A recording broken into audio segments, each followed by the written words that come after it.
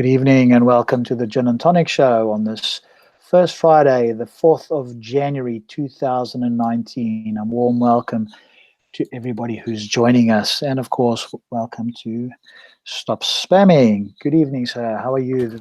Hey, well, and yourself? Yeah, pretty good. Family matters, but that happens every now and again. Apart from that, yeah, pretty good. So we only have a few people on. Maybe everybody's still away on holiday and so forth, or they'll join us a little bit later. So good evening and welcome to everybody. We will start with a goodie of the day. So over to you, my good sir. Well, this time, actually, I'm still on the topic of slaves because I think this is a central topic throughout the Quran and Islam. And this time it's in Bukhari, it's in book 346, number 699. And for a change, it's narrated by Ibn Umar. And it goes something like this. Allah's apostle, in other words, this is Muhammad, said, whoever manumits his share of a slave, then it is essential for him to get that slave manumitted completely, as long as he has the money to do so. If he has not sufficient money to pay the price of the other shares, and then this is after the price of the slave has been justly evaluated, the manumits the slave at least partially in proportion to his share. So in other words, this is an encouragement to the people to eventually manumit, in other words, free a slave. And remember, we've been through this, that you can't simply manumit a slave. No, you need to go and you need to give, because the problem is if you partially manumit a slave, that slave is then going to be general property. And then it gets complicated in who gets to feed him, who gets to dress him, So clothe him, look after him, and things like that. Somebody's asking in the chat there, what does that mean? Manumit means to free. Okay. Okay, well, there we go. Free, there we go. Manumission, they have a special word for it because remember you paid a price to the owner of the slave, because the slave is an object. And then what happens is people don't have the money to wholly own a slave. So it's like a tractor. 5 people will own a tractor. And then if you, for example, you sell your share, then this share goes back into the general property of the tribe. So then they get use of that particular slave, even though you have freed your share of the slave. And this is this manumit. Right. Okay. Well, there we go. I've learnt a new word. I'd not heard that word before. So there we go. Good. Cool. Do you want to move on then to a few comments there? As always, we have a few comments. Yeah, but because in 2019, there's going to be some changes because we need to find an overarching theme. And then Rob has proposed one, but we are going to keep to, let's have a goodie of the day, just to show that we don't attack Islam, we don't attack individual Muslims, but we are very capable of also finding good things in Islam to see what good things Islam has to offer. So we're quite good to do that, no problem. I don't have a problem with that, and I don't think Rob has. So we're going to stay with this thing that we're going to have a goodie of the week. We're going to have some comments which are going to show what the sentiment is of some people. Then we're going to see if there are some news items. Then we look at the program for 2019. Then the hadith of the week. And then if we want to, we can still have an after show where people can talk without it going public. If somebody wants to voice something and doesn't want to go public with their opinion, we can do it like that. So the general thing is going to stay there. Yes, indeed. And again, just to reiterate, nobody denies that there aren't quote unquote good things in Islam or the Quran. And obviously Islam and Muslims are completely separate. You have ideology and you have people. I mean, this is basic things.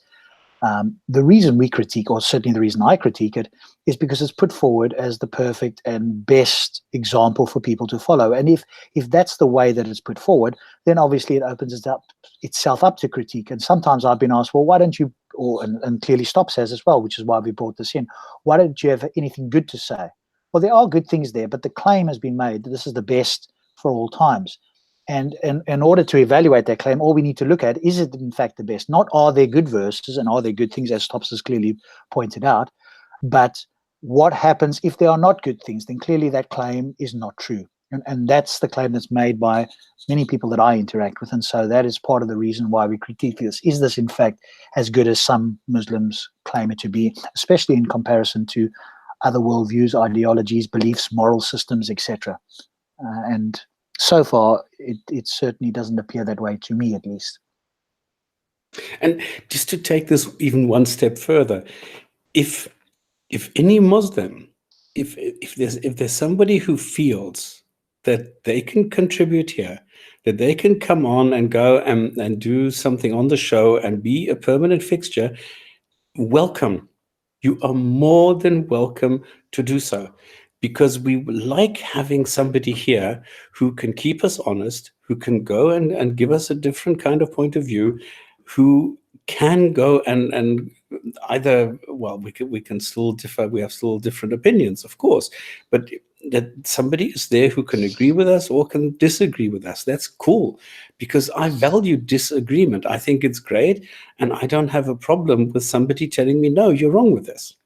And this is why I welcome everybody in the chat, because remember, there are different ways of watching this. You can watch live on the YouTube channel, and you can type your comments, and you can voice your opinion through that. You can challenge us, you can make suggestions, you can ask questions, you can do all that live on the show, during the show, while it is running on YouTube. Now, this is going to change eventually, because the Hangouts are going to fall away in the form that they are being handled today. How this is going to work, we don't know yet.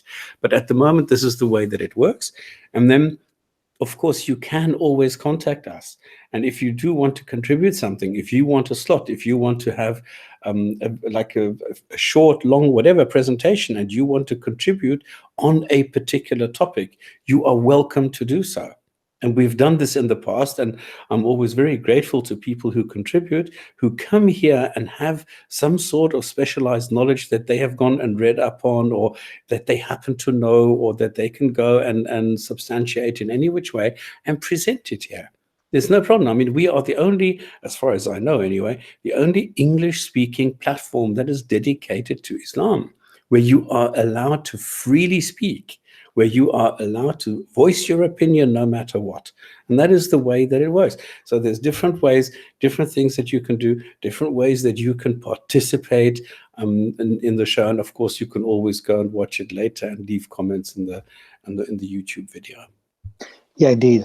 Very much so. And we're looking forward to more participation from you. So if you're in the chat, if you have an interest, if you've watched the video, if you'd like us to critique a video, if you have particular questions, then put them forward here. We'll do our best to answer them, or go away and have a look and answer it next time. So the more interaction, the better for us. Then we know what you want. So one of the things we're going to trial out today is, once we've gone through the comments and so forth and some news articles, we're going to look at the Quran literally sentence by sentence, at least the first surah, maybe part of surah 2. And I'm going to read it as if it's my first time. It's my second time, in the sense of like reading it right through. And I'm going to read it. And again, specifically because the claim is that this is a book for all people, for all time. In other words, somebody, and I don't claim to be anything more than average intelligence, and I can read and comprehend to the best of my ability. And if the Quran is a book that can stand on its own in terms of being able to be understood, then I should be able to understand it. And I'm going to do that. And then Stops is going to add in some extra things. So if you are somebody that wants to join us for this and to give your views on what you see in as we read through the surahs and so forth, then we'd welcome that. And Stops has he has promised. So if you're a Muslim and you're going to come on, Stops has promised that he's going to look at how he challenges Muslims that come on here, because we do want to have them on here. And so we're going to welcome them, especially if you know anybody.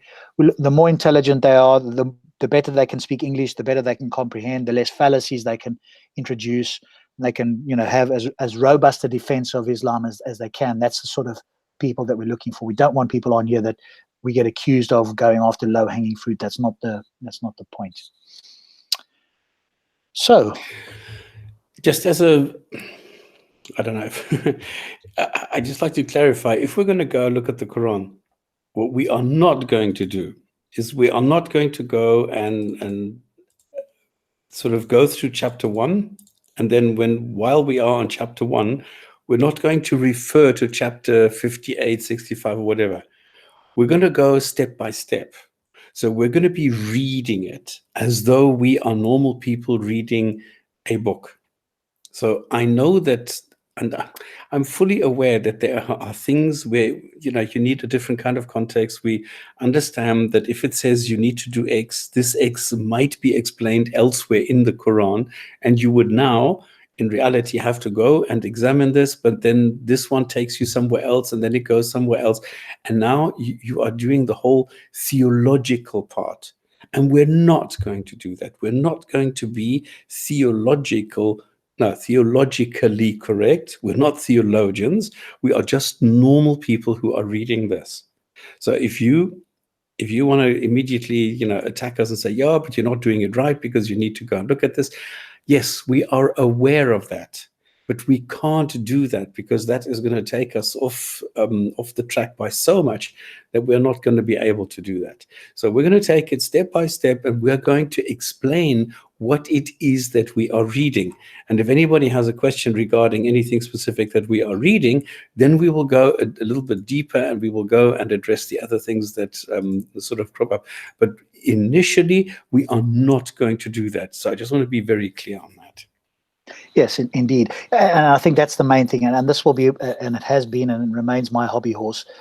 If the book is supposed to be read from the beginning until the end in that sequence, and this is a message that Allah supposedly gave to Muhammad for all of us, and the interpretations are more than adequate to understand this clearly and concisely, then that's exactly what we're going to do.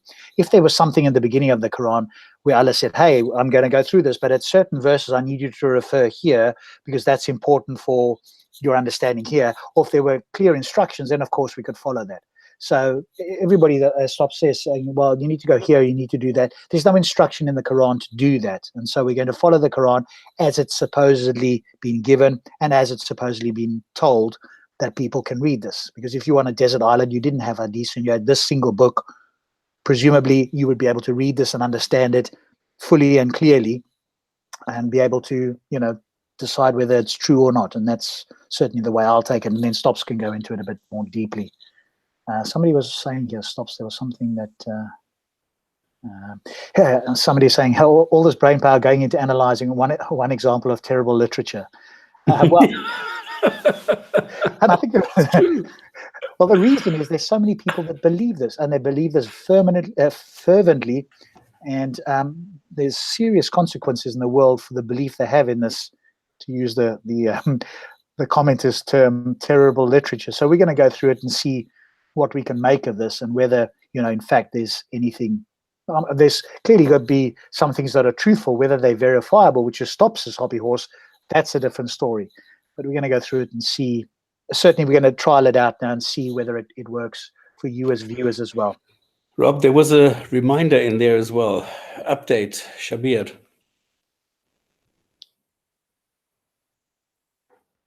Yes, Shabir. I actually said there, yeah.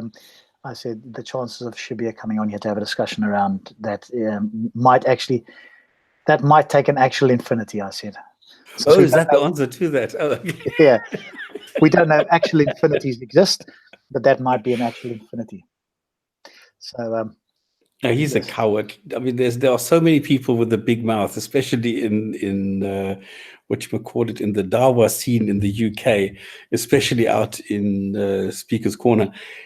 But they're cowards, because at the end of the day, they're too shit scared to come on here and be confronted, because they can only lose. Okay, they've got their following, they've got their the 100% success rate. Somebody like Ali Dawa has this because he hasn't confronted anybody who knows Islam. If he were to come in here, there is no way that he could gain anything, so he can only lose. So I mean, he's never going to come on here. No. But again, he's not a good example of a quote-unquote knowledgeable Muslim anyway. And again, if people will be pointing fingers, why don't you have hijab? Well, we invite hijab. It's an open invitation to hijab or anybody else at Speaker's Corner. And Ali Dawa, I'm sure, would be entertaining for the viewers. But again, you'd have the pushback from people going, oh, well, why are you only, having him on? He's not knowledgeable. He's not, that sort of a person. Well, he's somebody that's got a large following and seems to think that he's got something to say. So come on and have that. Stops and I will go on to Muslim hangouts, but we don't get as many here. And I keep inviting them, and for whatever reason, it doesn't seem to happen. Somebody was asking, go ahead.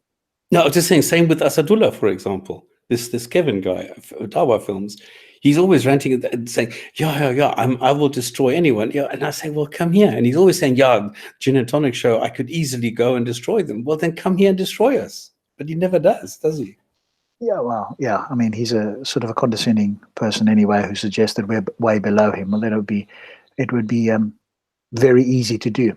But here's the thing, Stops. None of us are walking encyclopedias, and neither of us are experts in philosophy. So there's quite probably something that could be forwarded that we don't have an answer to, but that doesn't mean there isn't an answer. The fact that I or you don't have an answer doesn't mean there isn't one.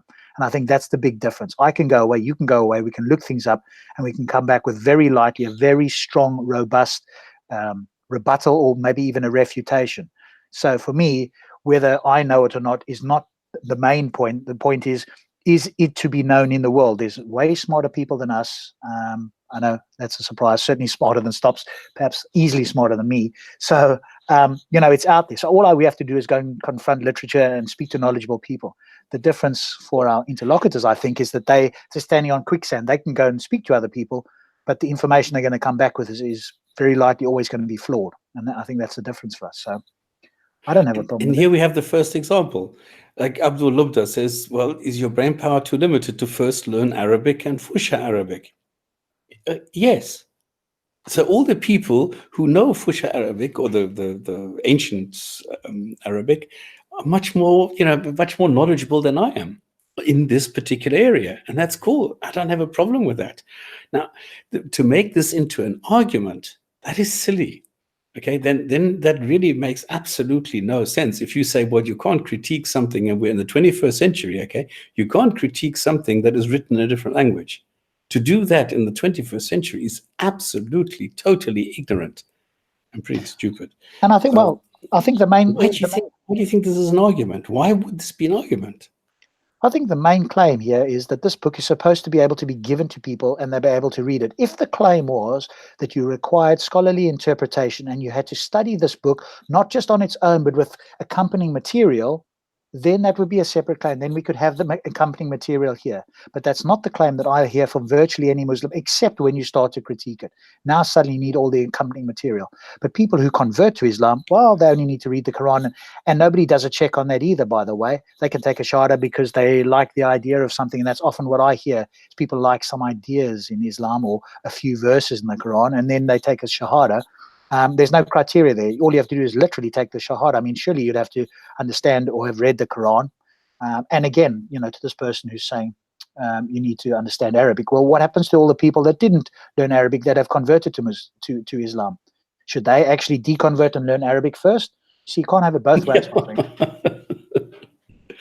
So we're amateur fools taking a foolish approach to understanding something that's way above their level. Well, I mean, you're shooting is a rather silly thing to say, because if this Quran is so much above our level and we're of average intelligence, what about the rest of the world? I'm not claiming to be knowledgeable or intellectual, but I think I'm at least average. So at least that's half the world that's less smart or intelligent than me. What about them? And I'm sure there's a few Muslims that fall into that camp as well, even if there's a few that are way above me as well. So what about them then? Are they real Muslims, or do they have to go through learning Arabic or whatever the case may be? It's a rather silly thing. I'm not sure that you've thought it through, making that sort of a comment. And anyway, we always tell people, come here and teach us. Tell us something in the Quran that is true. Come here, talk to us, teach us. Come on, if you can show us something where we are wrong, then we have learned something. And if you teach us something, I'm grateful. So this is... something that this is an open invitation to anybody. If we're wrong, come and show us, because I'm grateful for that. So please do. Apparently, I make so many excuses not to learn Zarabic. Presumably, you mean Arabic. Yes, well, I'm not going to learn Arabic. If the English translation is sufficient for people to convert to Islam, and it's sufficient for most people to critique it as well as many scholars, then it should be more than sufficient, the English language and we've got many of them, and we'll use two of the well-known ones tonight. That should be more than sufficient to critique this and to look into this and see what it says.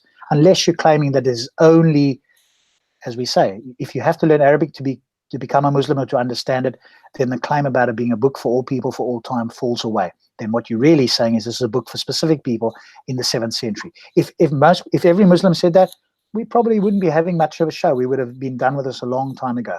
But the fact that they want to claim, have their cake and eat it, I'm sorry, it doesn't work that way. Okay, I just was that. Yeah, I was furious. I was, because it's so frustrating to be confronted with the same argument again and again and again, and you tell them, listen, guys, this is not the case. This is not true, and they still continue with this. That's crazy. That's why I get get really angry at times. Right, I've presented to you. You are on there with a big warning sign. So tell us a bit about that. Yeah, this is quite strange. I mean, I'm stop spamming, okay, and I was told by Google that somebody has reported me. And it's ironic, I think. Your content has violated our policies, and that is spamming, including unwanted promotional or commercial content is not permitted. If you continue, you may lose the ability to use some or all features of Google Plus and other Google services. Okay, so apparently somebody has reported me for spamming. Because your name is Stop Spamming. I think this is so funny. And the funny thing is, I got this into my stop spamming email. Yeah. So Google is also not looking at this. It's an automated process. The irony is not lost there, is it?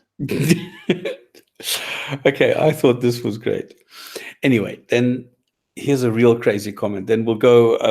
I do one, you do one, or I don't know how we're going to do it. You do them all first, otherwise I have to keep swapping share screen. So okay, so this is somebody which I think this is hilarious. Okay, now this is a comment on a video by, Mehdi Hassan is a contributor sometimes on Al Jazeera. I don't know if he still does, because Al Jazeera has had to tone down a lot. And he is the one who actually claimed that atheists are worse than animals again. But he's still a presenter on Al Jazeera, and he had Reza Aslan on. If I cannot stomach anyone, then it's Reza Aslan. And of course, within his 5 minutes, he had to say 3 times how many PhDs and how many scholarships he's got, and all. This is the only thing that he's on about. And somebody actually commented, religion is not the problem. Materialism is the cause of all our problems. The more materialistic our culture is, the more divided religion is. I don't understand. And people. So the more divided, the more materialistic, the more divided the people become. I don't get this. The more spiritual. Sorry? No, carry on. The more spiritual a religion, the more unity in culture and between religions. What is spiritual? I'd love to ask these people. I've asked them live, I've asked them, in chats and stuff. What does spiritual mean? You can make up your own definition. Nobody's got one that's, that we can all agree upon. So what does it mean? Does that mean you stop reading the book? Does that mean you meditate in a cave? What does spiritual mean? Yeah. And then I look at reality and I see, Muslims suffer the most at the hands of other Muslims. And then they tell me the more spiritual, the more unity you have. I don't get it. Okay, reality for what it is sacred. No, reality is reality. Atheists are the most blind and arrogant people there are. Well, let's hear it. Just defend that claim. Yeah, exactly. Religion originated from divine revelation. That's bullshit. No. It's the other way around. People have invented gods, and from this we got religions. Religion is just the manifestation of the following of a god. It's just an organized cult. Anyway, it's not an invention. What it is. The problem is that atheists have no idea what religion actually is. Okay? They approach everything from a material 5 sense mentality. There are other ways of knowledge and higher states of consciousness that materialists simply don't get. Well, the moment somebody demonstrates it and we can experience it, then we can take it seriously. At this moment in time, it's just claims, claim after claim there, as you quite rightly pointed out, but there's no substantiation of it. So, I mean, you can make these and it sounds wonderful to those who believe that, but you need to demonstrate that there's something more than the five senses. If there's a sixth sense, whatever that is that just those five senses acting in a certain way? And if so, then that's not really a sixth sense. It's just a combination of the five senses. But if there's more, we're open to it. I'm sure Stops is as well. Please demonstrate that that's in fact the case. And then I'm happy to. And in fact, I'd love to, because if there is this thing and we can demonstrate it, then I want to know about it and how I can, make use of that in my life and in the world. So, well, if I count, I have something like 18 senses. So it's this five sense mentality is already out the window. This is so 7th century. We're in the 21st century now. We don't have this five sense thing anymore. It's much more. Some have 21 senses. I come to 18. Now, if there are other ways of knowledge, and if there is a higher, what is a higher state of consciousness?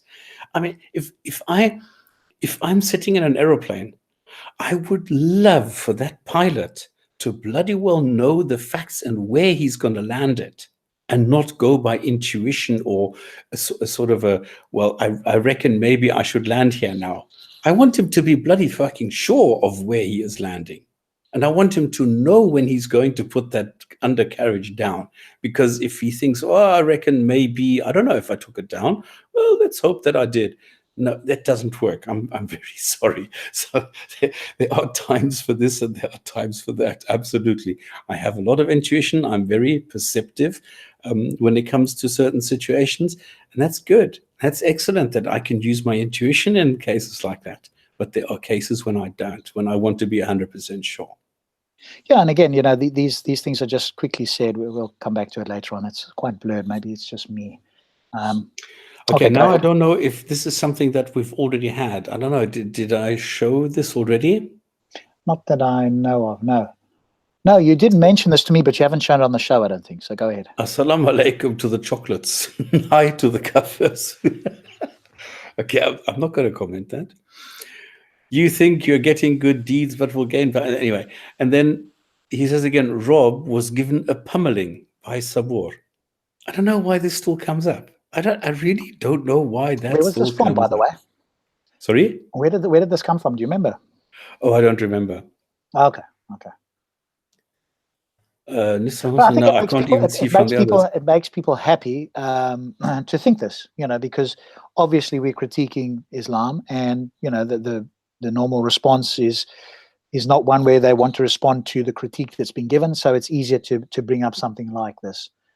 One could equally say that Sabur had a pummeling from Phil, but we move on, and we care about the information. But I think that's, again, it shows the low level. I don't know what a fake atheist is anyway. I don't, and this is the other thing. I don't represent atheists. I'm a single human being. There isn't this. And again, this goes back to this inference that Muslims in particular think that atheists are like Muslims, i.e., there's this ideology around this. We all get together and we read out of some book, maybe the Richard Dawkins book or something like this, and we're representing atheism. No, we are single people critiquing, in this case, Islam. Welcome to Thunderous. Good evening, my good sir. Hi, guys. Hi. How you doing? Okay. Good. Are you also a fake atheist? Yeah. This might have been on a live stream. This is probably a live stream from what I can tell. I can't remember, really. Okay, then we move on to reality. I don't know how these people tick, okay? Hang on, why am I going back? Okay. Rob is a fake atheist, and I'm a wannabe Christian Prince because I have a mentally unstable accent. I think your accent's pretty good because it's like mine. So I've seen this before. I've done this comment. I don't know why it's still in my inbox. I think this is so hilarious. This is so bad. I have a mentally unstable accent. How can you be worse than a kafir, though? I mean, isn't that the worst? What's worse than that? Like a jinn? These are worse than the kuffar. Yeah. Okay. I don't know what is worse than the kuffar. I mean, remember that a kafir is somebody who hides the truth. Okay. So this is a pathological liar, somebody who can't help lying, who has to lie all the time, who is covering up the truth. That is what a kafir is, and the plural is the kufar. So this is like a really heavy sort of term that you shouldn't actually be using as a Muslim. But yeah, I don't know. These are, and to be worse than that, I don't even know where this goes. I have no idea. Well, I mean, I think it's just typing some words in because, you know, there you go. Okay, this is quite weird because the guy, this is in a group, in a Muslim group, where I made a comment and the guy says, I didn't block you yet, so you can see yourself to defeat. I don't know what, I think he's trying to say that I can watch myself being defeated, but his language capability doesn't allow that.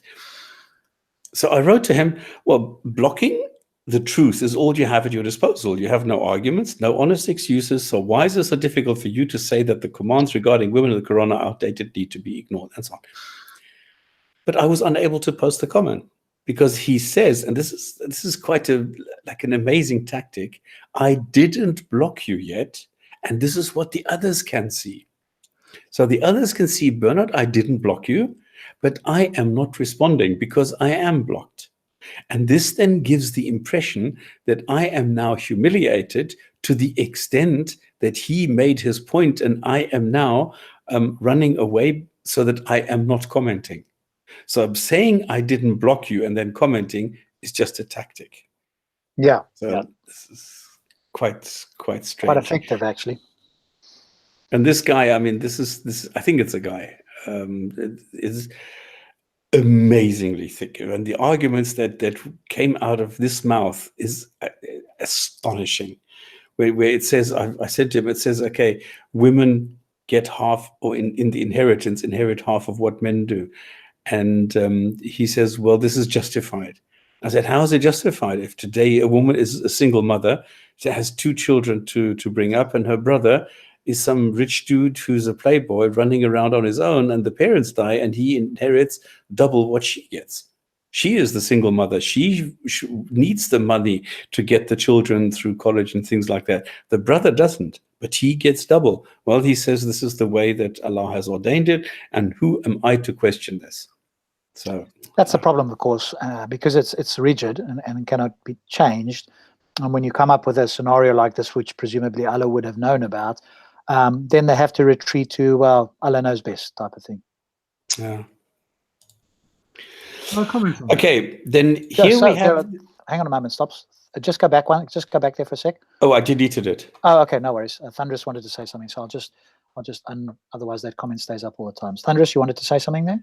Yeah, you guys have been doing this for several years, and have you ever come across a Muslim when discussing the inequality in inheritance? Have you ever actually came across a Muslim who has actually, with all honesty and integrity, said, yes, this is wrong, this doesn't add up, there's some, the numbers don't stack as far as the inheritance law is concerned, but also on the flip side, the inequality between men and women? No, never. Didn't we have somebody on? Who was it? Where did I see it? Somewhere there, I did hear somebody. Wasn't there? There was that lady that came on Stops, but that was in the after show, wasn't it? End of last year. Really? Then I don't remember it. Do you remember that Muslim lady? Who said yes, it's not right. The Quran is wrong. She was invited by Takia Watch, and she came on. And I think it was after the after show, as far as I can remember. And we put certain things to her, and she said, no, that's not right, etc. But I cannot remember. But it's very rare, to answer your question. It's extremely rare. Because, of course, that means that they are now questioning the book that came from God. And that's a problem. That's the point. That was the point I was trying to get at. Because once you start unraveling something, and the inheritance law seems to be the strongest string to pull on, because it's irrefutable, then you're really you're beginning to undermine everything else. And that's why there's this staunch stand of this cognitive dissonance where the numbers don't stack and the unrighteousness of it, that you do get the default response of Allah knows best. Yes. It must be quite frustrating. What I failed to handle in myself, though you guys have probably helped me a little bit, particularly the way you guys talk to Muslims, is how do you cope with the frustration in dealing with what you know to be lies, excuses, and weak rationalizations in the justification of the counter arguments that they propose? Because I feel within myself when I confront these reasoning, confront rather with these reasonings, I find the belligerence starts to rise within me. And I think, Rob, you've probably had to say to me a couple of times, you're getting a bit emotional. Yes, yeah, I've noticed that. I mean, it happens on rare occasions for me, and it happens occasionally for Stops. I admire you guys in the way that you guys handle it, and I was wondering what kind of courses do you take in your own mind where to alleviate? No, I flip. Okay, yeah. I to be honest with you, Stops, I didn't want to say that, right? I do notice that with you sometimes. Yes. I think for me, it's the case of I am putting myself outside of it, so I'm looking at what they're saying. I don't care who it is. You could be the ignoramus on the street or the best scholar. I'm listening to the information. For me, I'm interested in that, and I'm in my mind going, okay, does this make sense? What about X, Y, and Z? So I'm looking at it or attempting to look at it from different points. So it's less. I get less frustrated. Where I think maybe on occasions there's a bit of frustration sets in where it's clearly I want to help through questioning and having a conversation. The person either contradicts themselves or they make a fallacy that's blatantly obvious, and they're not willing to recognize or admit it. And I think that maybe on occasions that's where it happens. But in terms of the information and the having the conversations, I want to have it at a level where it doesn't put them on a defensive, because the moment they get defensive and emotional, then the intellect starts to wane. So emotion and intellect is like oil and water. They don't work well together. I want them at their best. And as soon as there's emotional, that's going to, so that's, and it's not about winning. I think that for some people it's about winning. I want to have a conversation. I want to understand what they believe and have they got good reasons. And so far I haven't found that, but I don't walk away going in my mind, look at that. I've sorted that guy. That's just not me. There's other people out there that do that, and that's their own thing. I think what you're saying there is spot on, absolutely. But I think that's the attitude when discussing things with a Muslim. They want to win the argument, and they want to walk away with the I've won that. Look at him, I've defeated another atheist or another Christian or another Jew. Yes, and I've noticed that recently. Last year, and in fact even before that. That is the approach of certain Muslims because of the large number of ex-Muslims and Muslims in countries that didn't have access to information and discussions and so forth now really questioning it. There's a big push now to make, quote, atheism in particular, which seems to be enemy number one in certain Muslims' eyes anyway, look bad. And they think, and they don't obviously tell their followers that, hey, even if they, quote unquote, disproved atheism, in inverted commas, that wouldn't prove that Islam is true. It could be Christianity, Hinduism, it could be something else. But of course, obviously, in Christianity, we've got a comment in the that you can read there, Thunderous, in the comments there for you. And so obviously they feel like Christianity is very weak, whereas they perceive, or some of them do anyway, atheism to be, quote unquote, stronger, in inverted commas. And so their attempt is to undermine either individual atheists, or atheism. And of course, instead of writing it in the script, get on the channel and let's hear your opinion rather than. Well, M. Stacks is there, and he did promise that he was going to come back onto the show at some point and defend the inheritance error in the Quran. So he's welcome to join us at some point if he wants to do that. And I have got a crazy comment from M. Stacks, so pay attention to M. Stacks. That's coming up soon.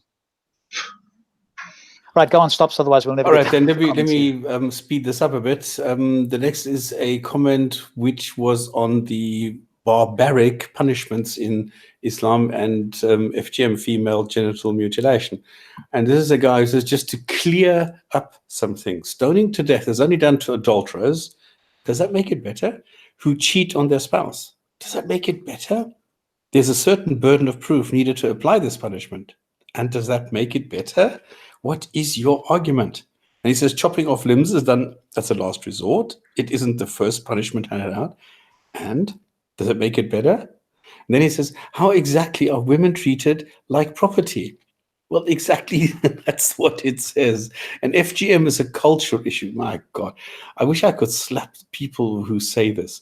done in low educated parts of the world. That's why it's only done in Muslim majority countries. And I then wonder if this person knows that the majority of Muslims are in fact illiterate. Okay, we're still like just above the 50% mark of Muslims who are illiterate, who don't have the most basic of all education. And I failed to see what that. Now, the funny thing is, this comment, which is like really bad, which is really below the belt and everything, it got 9 likes from people. Can you believe it?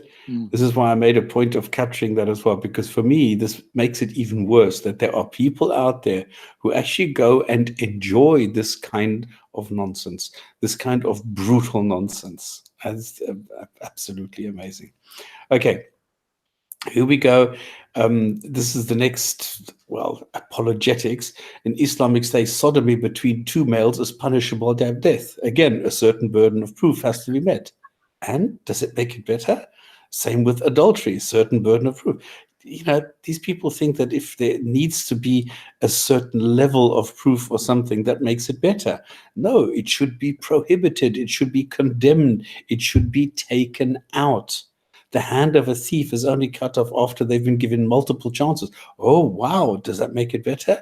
How are you trying to approve the FGM when it isn't permissible in the religion? It is permissible. We've had a couple of texts, sahih, authentic, deemed authentic by religious scholars of Islam. As for sodomy, adultery, stealing, you prove me how they help society. Oh boy.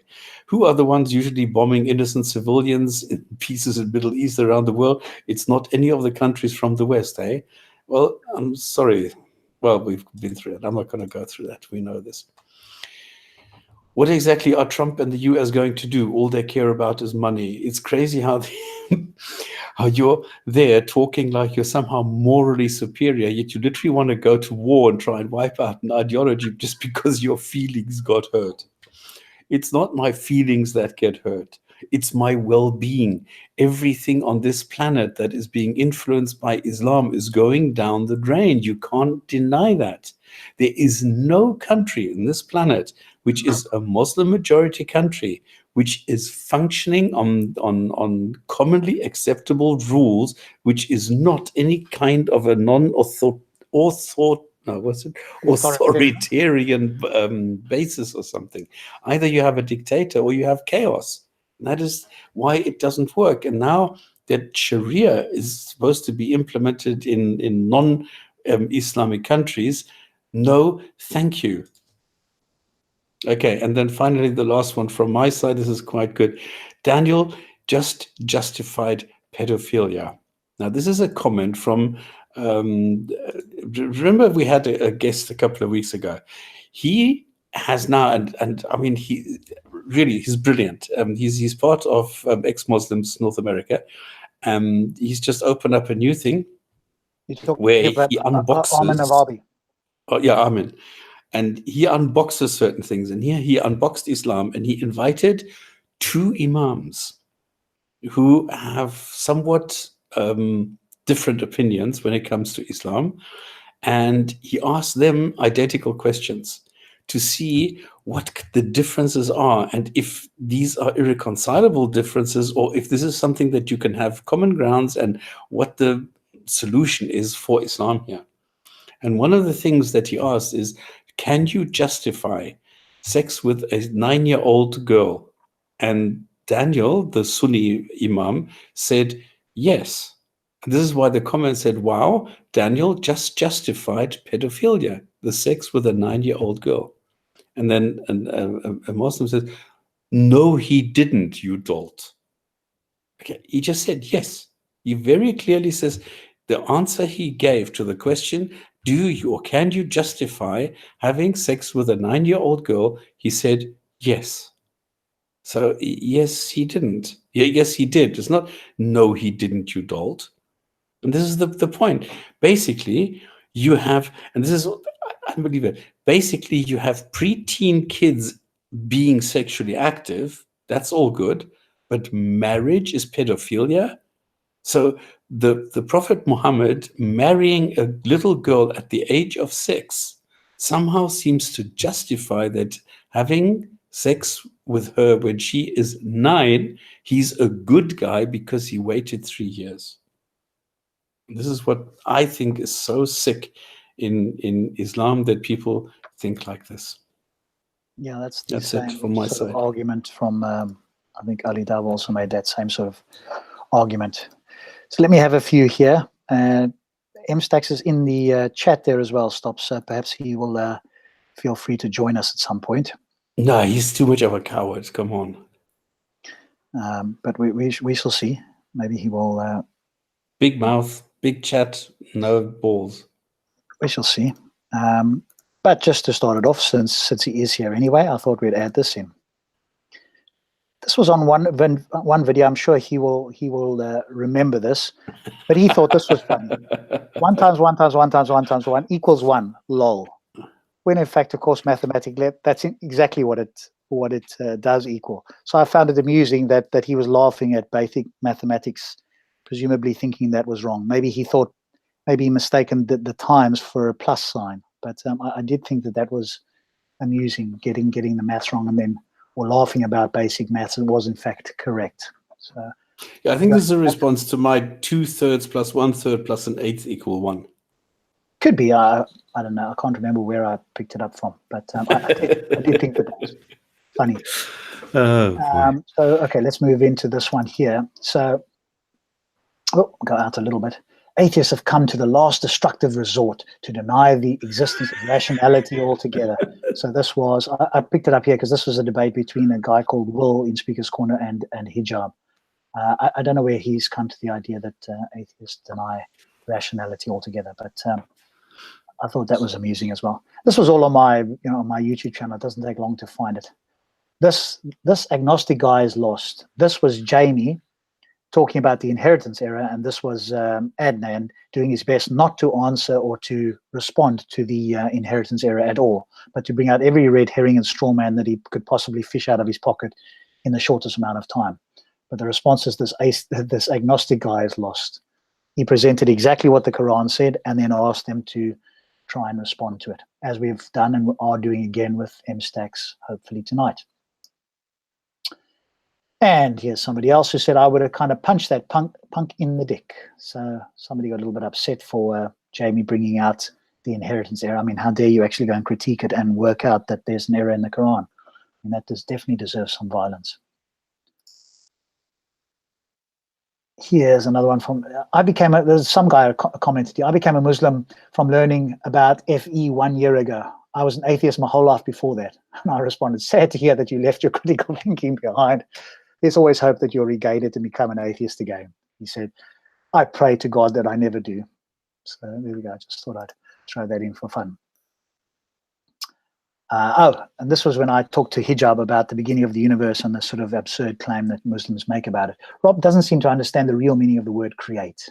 Hence his annoying repetition of the nonsense that the universe must have been itself, as is often the case with people who think that they're intellectually superior. Rob frequently patronizes Muhammad when Muhammad is clear and more knowledgeable, patient and insightful. Muhammad has the patience of a saint with putting up with him. So there we go. A different point of view, clearly. I don't think this fellow understood my argument at all, if the word create was his main thing. Which Muhammad did you talk to? This is Hijab, Muhammad Hijab. In the corner, there's a little picture. You talked to him? This was years ago, a year and a half ago. Oh, okay. I don't even long remember time ago. Long time ago. It's still on my channel. Somewhere you can go and find it there. It's one of the videos on my channel where I spoke to him about, the whole beginning of the universe coming from nothing and separate from God and all that sort of stuff. And that being impossible given the claims that Muslims make. But, they didn't sort of grasp the concept that I was getting at there. And here was the thing that you talked about, and I just picked this up off Facebook. In a discussion with two Muslims, you actually said this. Armin Navabi, asked him about the sex with a 9-year-old, and the Muslim said yes. The other Muslim reacts differently. Which Muslim is more likely to gain acceptance for Islam today in the 21st century? And of course, you had a few responses. Hey, Bernard, I don't understand you really. What do you want to prove? And somebody responded. Oh, I haven't seen that. Yeah, somebody responded here. Why are you playing dumb? Armin asked if it was justified to have sex with a 9-year-old, and Daniel said yes, and I responded, and that is the problem. It's never justified to have sex with a 9-year-old. So that's on your that Facebook post of yours I happened to find it stops. So I've picked it up before you. Yeah, because I took a piece and I just I just trimmed it a bit and I made it into a 5-second thing so that's easy to follow. The glaring inconsistency, though, isn't it, that Muslims seem to want to defend the sex of an adult man with a 9-year-old girl, but they don't seem to want to defend their own actions with a 9-year-old girl, do they? They don't exactly follow the model of mankind, Muhammad. They want to defend him, but he's supposed to be the role model for them to imitate. And there seems to be a reluctance on their part to imitate those acts. Yes, with some of them, as you say, as you quite rightly say, Thunderous, some of them, and Stops has always said it, is better than their version of the God, or Muhammad in this particular case. And then you'll hear the excuses. Well, would you do this? No, it was in that time, or no, it was only for Muhammad, or some other thing. You will get a few of them that would say, yes, they're the only ones being consistent, but obviously that's morally reprehensible. But they value consistency over, how they're viewed by anybody in the 21st century. At least they're consistent. But the others, as you say, then have to skirt around the issue. But the thing is for me, is that if you look at, say, someone like Ted Bundy or Fred and Rosemary West, famous, or Peter Sutcliffe, famous serial killers, and you found people morally, intellectually, rationally justifying their actions of indiscriminate murder, you would find such a human being a reprehensible person. But by implication, you're a part of it, even if you're in defense of it. So that would mean, by implication, then, that you're guilty of pedophilia support just by declaring that you're a Muslim. That's the way I see it. If you say that you're a Muslim, you're basically saying that Muhammad is your role model, and therefore you socially, spiritually, intellectually, rationally, morally accept the rape of girls. It was rape. There is no other way around it. So that is in effect what you're saying. Every time you see a Muslim and they claim that they're a Muslim, they're basically saying we morally support rape. Well, obviously, they would deny that. They deny it's rape, and obviously today that is statutory rape. Well, I think that's fairly clear. But they would deny that that's the way you've put it there. Obviously, they would go, no, well, I wouldn't do that myself. And in fact, we've had some Muslims on, and I've spoken to some, but then they have the problem of, okay, if this is what Muhammad did and you don't want to follow it, or you don't think it's right, how do you square that with him being the perfect messenger? If he was simply a messenger and he made mistakes, which, at the very least we could say, if we were super charitable, he maybe heard some things, but he made loads of mistakes, that's different. But the claim is that he's the perfect role model for mankind as well. And when that claim comes up, of course, that's the problem. So Muslims are, in some sense, they feel very happy about themselves because they're making much stronger claims or they see themselves as making much stronger claims than, say, for example, Christianity. The problem, the downside of the double-edged sword is they're making such unique and outrageous claims that all you have to do is look into that, and there's no really any wiggle room for that. So, But the thing is to see how long will a person stand in the community if they turn around and says that we support Jimmy Savile. How's it? In fact, really, when you look at it from a moral point of view, Muhammad is a more reprehensible human being than Jimmy Savile, and yet you would not be able to stand in the quarter of any town or community saying, "I support Jimmy Savile. He's my role model."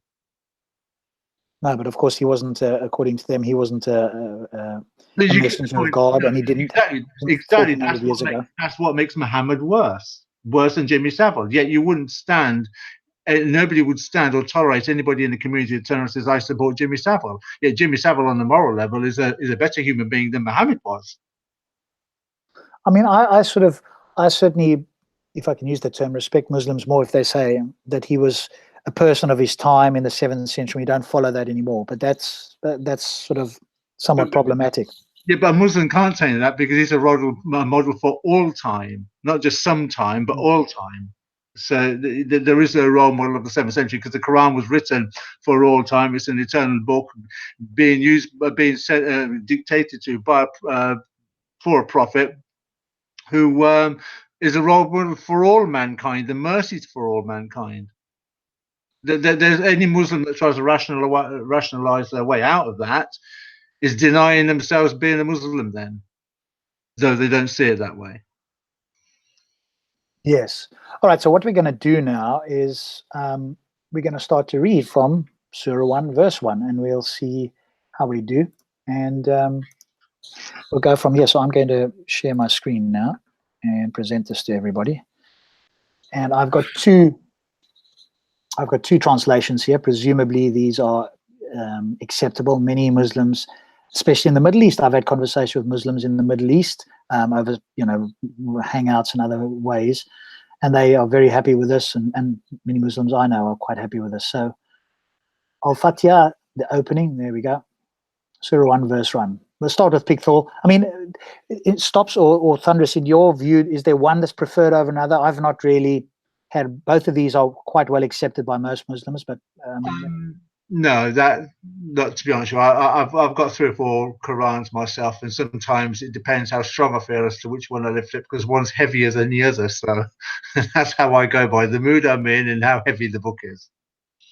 Well, I always add the corpus and the Sahih, because one is a very strict one. In other words, usually word for word. In a lot of times, though, it does give the interpretation, and I add the Sahih because it's the most mild one.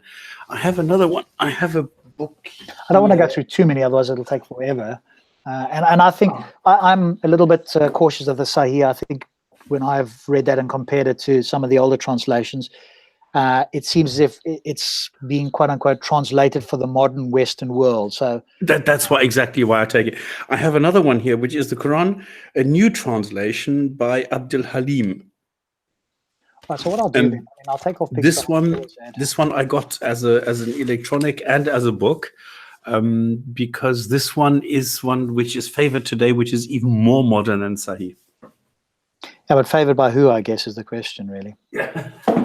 By apologists.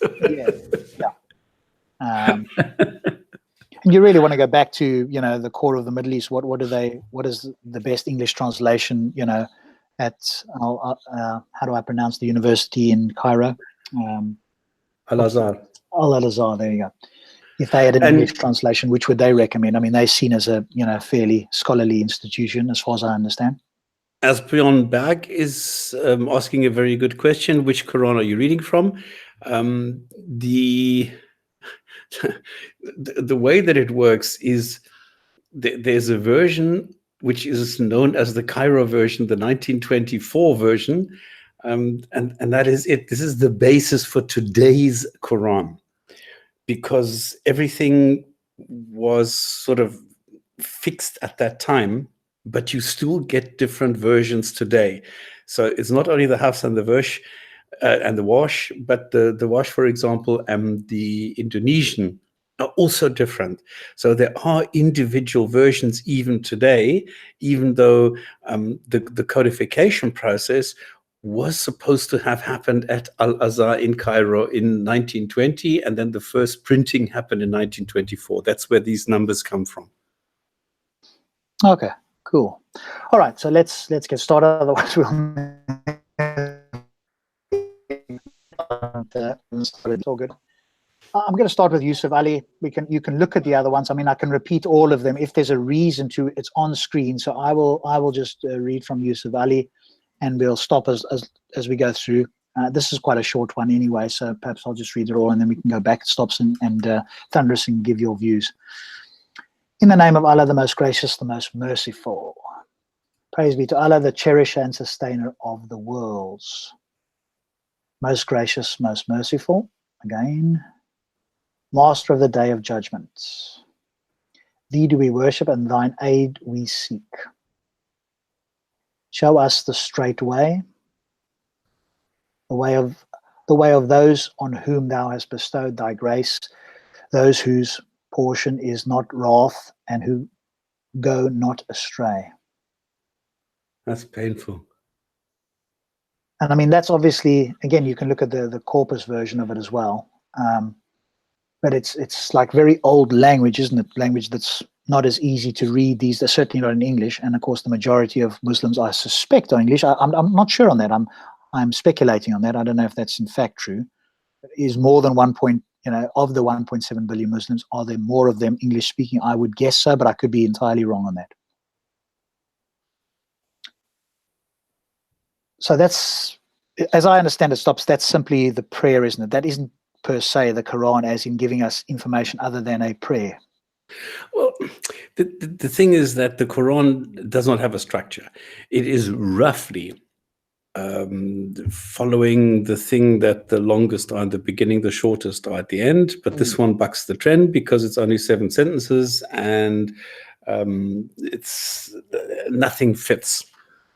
If you take the first line, in other words, the first line in the first chapter of the Quran, then you will see that it says in the name of God. Now, you cannot have a God saying in the name of God. That doesn't work. So this is God saying in the name of another God. So there must be a God of a God somewhere who is most gracious and most merciful. So this God, maybe the God of this universe, is talking to the God of all the universes and saying that he is the most gracious, most merciful, and we thank him and blah, blah, blah. And then I am talking to you in the Quran, but the other God is there as well. What the Muslims are saying, obviously, is that no, there is only one God, because they copied this from Krishna, who is much, much, much older than Allah. And they say that this is the manifestation of this God. So this is Muhammad telling the people, in the name of God, the most gracious, the most merciful, I am the one who is transmitting to you, even though this is supposed to be by God, and it doesn't say anywhere that this is Muhammad. A lot of people are saying this is Muhammad, saying that I am the transmitter. I am telling you this in the name of Allah. But the problem with that, Stops, it seems to me, is that the claim, as I understand it, now welcoming Why So Religious as well, and you guys can comment in a moment as well. My understanding is that this book is the claim is, let's put it this way rather, that this book is the dictation of the word of God through Gabriel via Muhammad. So this isn't. And if that's the case, then as you say, there's a question mark for me here. I'm obviously thinking in my mind, okay, so what would a Muslim say about this? And you're saying, no, they're saying that Muhammad is saying this. These are the words of Muhammad. Is that what? No, most of the Muslims are not seeing a problem here. They don't realize that when they say this Bismillah, this in the name of Allah, they're saying this is quite normal. They don't realize that this is what it means. For them, in the name of Allah, this is more like saying, my name is Allah. They are not looking at the words as such. They're not reading the Quran, because remember, a Muslim does not interpret. A Muslim is not allowed to think about what it says here. He has to ask others what to think. So it's not the how to think, but the what to think. And the way that it works in Islam is that any young Muslim has to go to the father. The father says, I don't know, goes to the imam. If the imam doesn't know, he goes to the imam conference. If the imam, the conference, doesn't know, they go to the regional scholar. And then you have it's a complicated process, the way that it works. But then it trickles down again what the top guy says. And then this is what you accept, and you do not ask the question. So you will get 3 pages of why in the name of Allah is correct, so that at the end you don't know what the hell this guy is saying. And you eventually just accept it. Even though if you read it literally the way that we are doing it now, it is definitely wrong. And this is why the Fatiha, the opening, does not belong to the rest of the Quran. Yeah, I would be okay with it. And I'll bring in the other guys here. I'd be okay with it if this was like an introduction. If the claim was that, hey, Muhammad said this as an introduction, as a prayer to Allah, and then Surah 2 is the beginning where Allah starts to speak. But that's not the claim that I hear. And that's why, as you say, this doesn't seem to make sense in the way it's done here. And again, somebody challenged me earlier on in the comments there. Rob, you said you could write a better Quran. I've not said I could write a better Quran. I say I could write better sentences than this. If this was in fact from Allah, then again, I think we could say here, I Allah, the most glorious, I Allah. So instead of the name of I Allah, take out those 4 words, put the word I in there. There's one more comment I want to make quickly, because Dr. Bill Warner has come out with the Quran where he has changed all this. He has made this into a chronological order following the life of Muhammad, and then it makes a lot more sense. And this is a much better Quran. Yeah, well, certainly for us that want to look into it chronologically, as you say, for many Muslims, they learn it off by heart. They don't question it. And it's just a prayer that's not thought about. Thunderous and Wiser, do you guys want to comment on this opening chapter? Well, for me, when you're looking at the chronology, as you read the Quran now, it's confusing when you go from beginning to end, because it's from shortest to longest. But if you put it in chronological order, it goes from confusing to devastating, because it's even worse, because it's not coherent as it is. But you put it in chronological order, it's just as bad. And in fact, it's worse because it doesn't make any sense in the chronological sense anyway. But the perspective I come from, as you know, is this is supposed to be the same God that revealed scripture to Moses and the other prophets up to Jesus and John and such from the Bible. And straight away, it doesn't make any sense if it's the same author from the previous revelations. It's inconsistent with that in the style of writing. If you look at one thing there, this is supposed to be Allah. This is in the second verse. It says there, all praises, thanks be to Allah.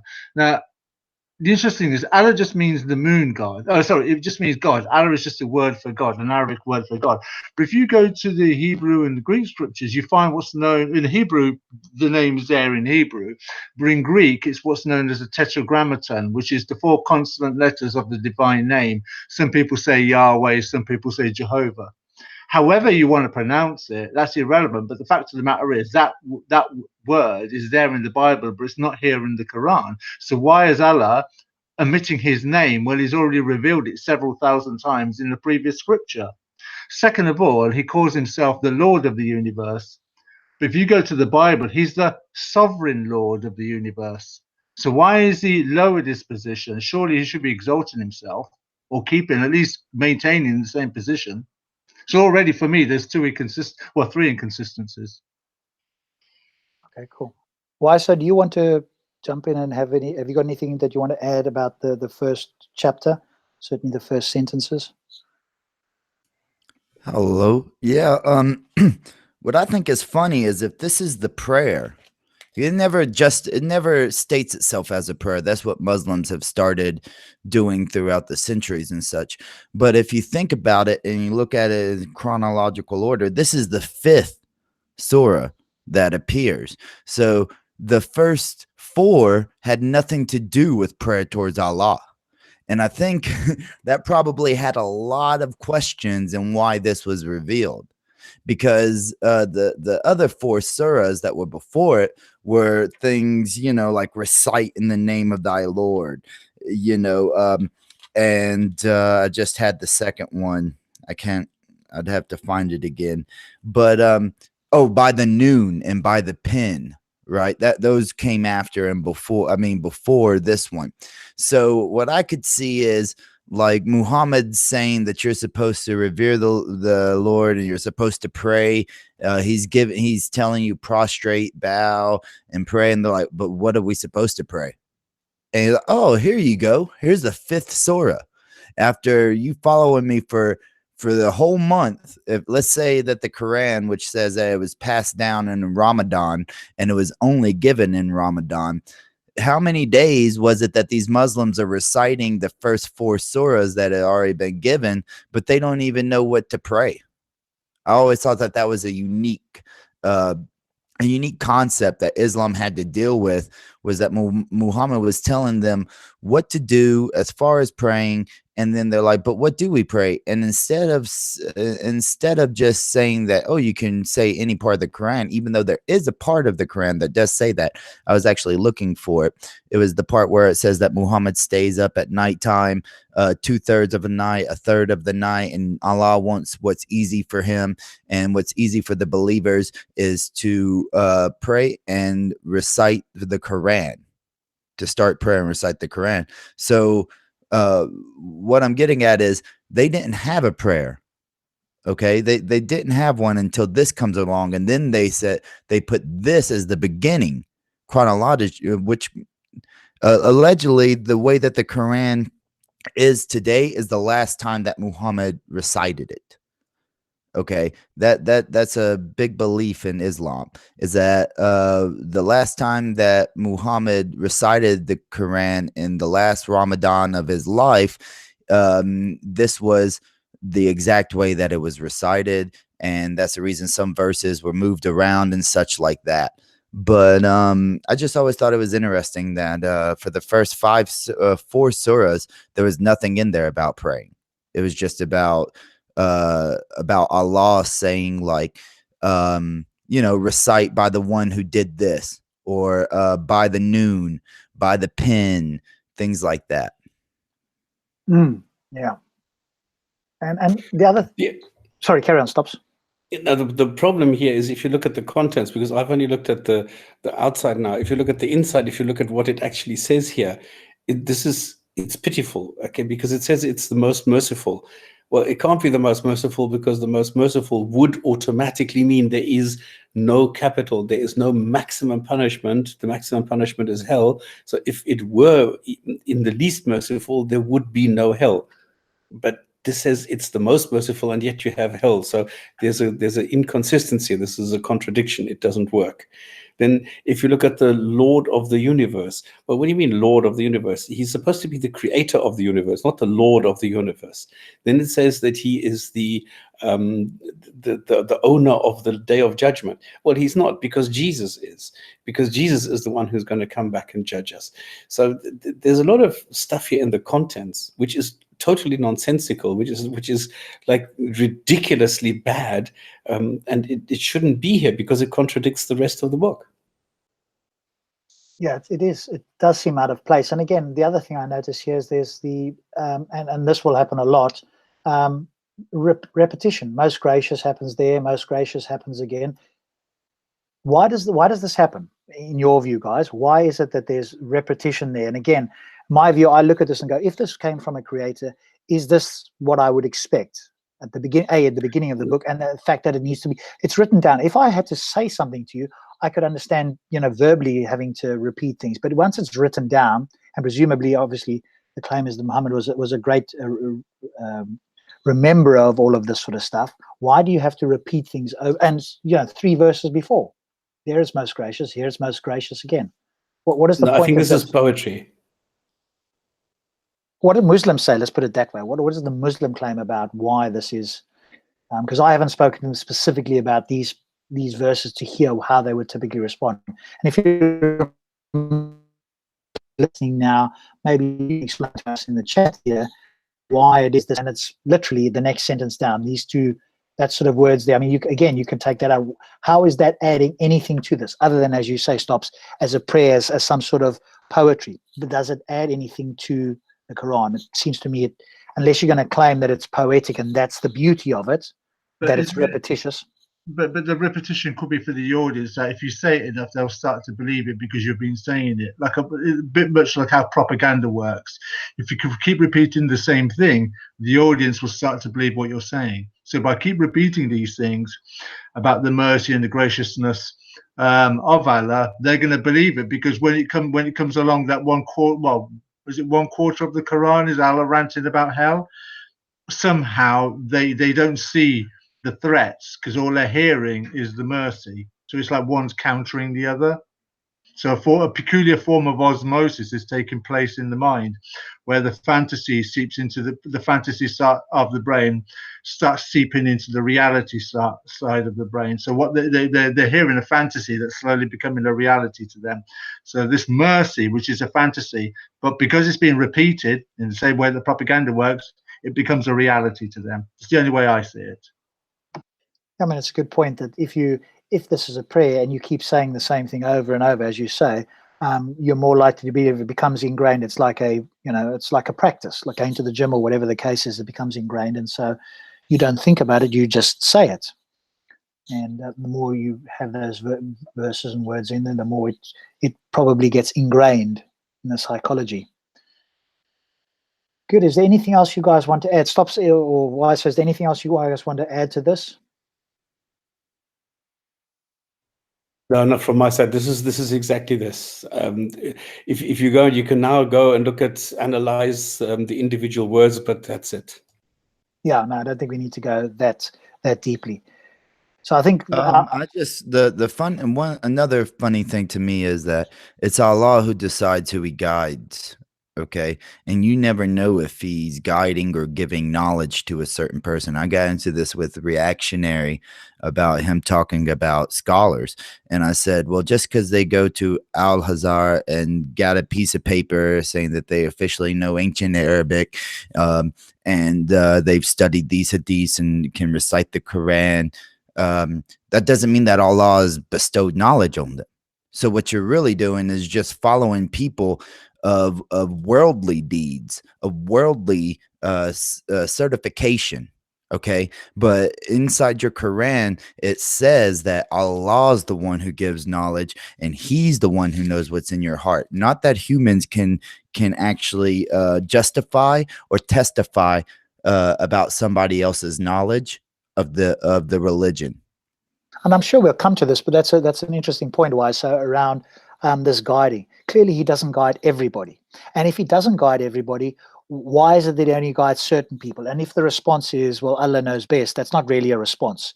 If everybody's supposed to be on an equal playing field, which clearly we're not, and he knows what's going to happen, and he's guiding certain people, that's favoritism. And they were born to be guided this way, by the way. It wasn't, there doesn't seem to be any scope here for free will. Because how can you have free will if he's guiding certain people? Because presumably his guidance overrides free will. And if he's only guiding certain people, then it doesn't matter what their free will says, they will be guided. It's not as if they can go off the path, which would mean their free will is stronger than his guidance. And it lended the question to Reactionary, and he didn't really respond. I said, how do you know that the sheikh that you follow is being guided correctly? You don't know that, which means you might be getting misguided. And that would still be Allah's decision. And it comes to this point when people ask me, you're an atheist or whatever. Well, maybe I'm not. According to the Quran, Allah knows what's in my heart even more than I do. So maybe when I die, and if it's all true and there's this day of resurrection, Allah is going to be like, you know what? You never knew it in your life, but I did guide you to belief and welcome into the bottom paradise. You didn't make it to the 7th. You're not up there with the tree and the river, but here you go. Here's your mansion and your houris. Yeah, and I'm sure, as I say, I'm sure we'll get to this. So it'll be an interesting conversation. Does anybody know if they're guided? Or is it a case of you'll only know whether you're guided when you get, stand before Allah? So nobody knows whether they're guided. It's a test and nobody knows, but it still seems to me to be favoritism. But anyway, I'm sure we'll get to that at some point. All right, good. So that's chapter 1, and I think it seems consensus among us that this doesn't seem to fit with the rest of it. If the rest of the Quran is the direct and dictated word of Allah through Muhammad, then this doesn't appear to be, because it sounds like it's somebody speaking for or sending a message on behalf of Allah, not him directly speaking to the rest of his creation. So very interesting. And as you said, it's a very short verse that seems somewhat out of place with the rest. So let's move on to number 2. This is a long one. We're probably not going to do. Let's do 1 to 7 and see how we do here, and then we'll go from there. And again, if you guys have got comments if you got anything you'd like to add, please say so. Why is this thing? Let's just do number 1. It's not coming up. There we go. Please let us know in the chat if you've got any questions or queries, especially if you're a Muslim and you want to join us. Then we'd be interested to hear your view on how you understand some of these verses. So here we go. Chapter 2, verse 1. Depending on which translation you accept. ALM, Aleph, Lam, Mim. And again, I'll defer to my colleagues here, but as far as I understand, nobody knows what this means. People have speculated about it, but it appears to be a complete mystery as to what these 3 letters, or even these words here, I guess that's the translation for it. What does that mean? From the book made clear, from the book easy to understand, from the book that's eternal, from the book that's a guidance for all mankind, from the book that's supposed to be the solution for humanity. Alif Lam Mim. WTF. I would say to anybody who wants to look at it from, let's say, a Quranist perspective, there is Sam Garens who does a video. This is called the Muqatta'at in Islam, which kind of means like the mysterious letters, but he breaks it down. It's kind of a long video. It's like 2 hours long, but he makes it into a graph where each letter is essentially a promise from Allah based on what is inside of the surah itself. It's just really interesting. It's hard to get into right now, but you know, if anybody wants to look into that, that's Sam Garens on YouTube. Is he a Muslim scholar? Is he a Muslim scholar?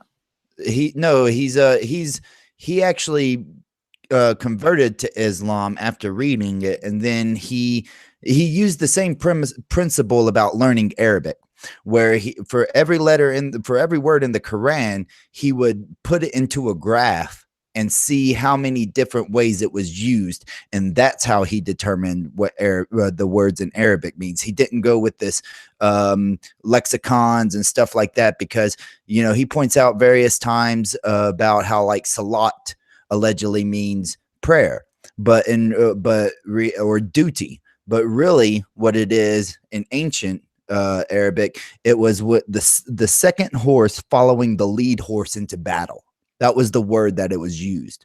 So that just to give an idea of how this guy learned Arabic and stuff like that, it's actually really good. He has a good channel. So he's still Muslim, is he? I'm sorry? Is he still a Muslim convert? Yes, he's a Muslim convert. You know, and he'll even go again, you know, because he's a Quranist. You know, there's one video that I've used in a video where he even says that there's Muslims today who don't know certain words inside the Quran, and he's admitted that he doesn't know what these words mean. But that's a different conversation, I guess you would say. Yeah. Stops, have you got anything to say on this? I mean, you've spoken about it before, but since we are here and we're looking at this directly. Not really. There's 29 of these. They all occur at the beginning of a chapter. There's different combinations. There are repetitions. There are different interpretations, explanations, theories. I don't know what you want to call them. Nobody has made a convincing case. It's what Waisa Religious just pointed out. Sam Gerons, I think. He has done this, and there are other people who have come up with explanations. But at the end of the day, if you go and apply them to the others, they don't make sense. So that they somehow run out, because you can justify one or two, but then the rest doesn't work anymore. So I don't know. I have my own personal theory or hypothesis where I think that this is just a representation, that it's a mistake, that the scribes who wrote specific sections signed this off with their what you want to call it, their signatures, and then the people said, well, copy everything. And they said, copy everything that it says here? Yes, copy everything. Well, then they also copied the signatures. And this is how it ended up in the Quran. This is my hypothesis, all right? If this is true, nobody knows. But this is one way of explaining it. The point is, though, that 99.99% of Muslims do not know what this is, don't have an explanation, simply say Allah is best. So they're following a book they don't understand, which says this is a very clear book. And this is a contradiction, because you can see obviously that it's not clear. Can you said add something to this? Right, this is the Quran, a book of an eternal book, a guidance for mankind. It is only relevant up until the day of resurrection. After the day of resurrection, the Quran has no purpose. Yeah. Well, it has no purpose. I mean, who was the first Muslim? The first Muslim who came after Muhammad is who? Khadija. No, she was the first. Muhammad came after Khadija was the first Muslim, I'd argue. Okay, but the first person after Muhammad was Khadija, right? No, I would say the first person after Khadija was Muhammad. I would say it's Khadija that was the prophet of Islam, and Muhammad followed her example. Actually, it would have been. Actually, it would have been the Christian. It would have been the Christian that told Muhammad that he was a prophet. Yeah, but he didn't. Yeah, but he was not a Muslim. The Yeah, point but that I'm trying to make is, at the point when the people were Muslims, there was no Quran whatsoever. No, but the point I'm trying to make is that up until the day of resurrection, the Quran has a point if you follow the narrative through. But after the day of resurrection, the Quran has no purpose from a Muslim or Allah point of view. So why has Allah put? How many times did you say they're in the Quran stops? 27 times? 29. 29. So 29 times in 29 surahs, these words appear 29 times. That's nearly 100 if you count each one 3 times 29. No. They're different ones. There's Okay. 3, there's 2, there's 4. Oh, okay. Whatever the number may be. There's noon as well, isn't it? Noon is the other one, the other word, that or letter that keeps appearing that nobody knows. However, the point I'm trying to make is, so why has Allah, in his eternal book, put in words or letters in his Quran that nobody knows, the book made clear, the guidance, that up until the day of resurrection, nobody's ever going to understand, because it's a miracle that they're in there. And then after the day of resurrection, there's no purpose for them to understand, so that it becomes obsolete. So why are they there anyway then? I guess I mean, it's for the time that the people are there, but it's his eternal word.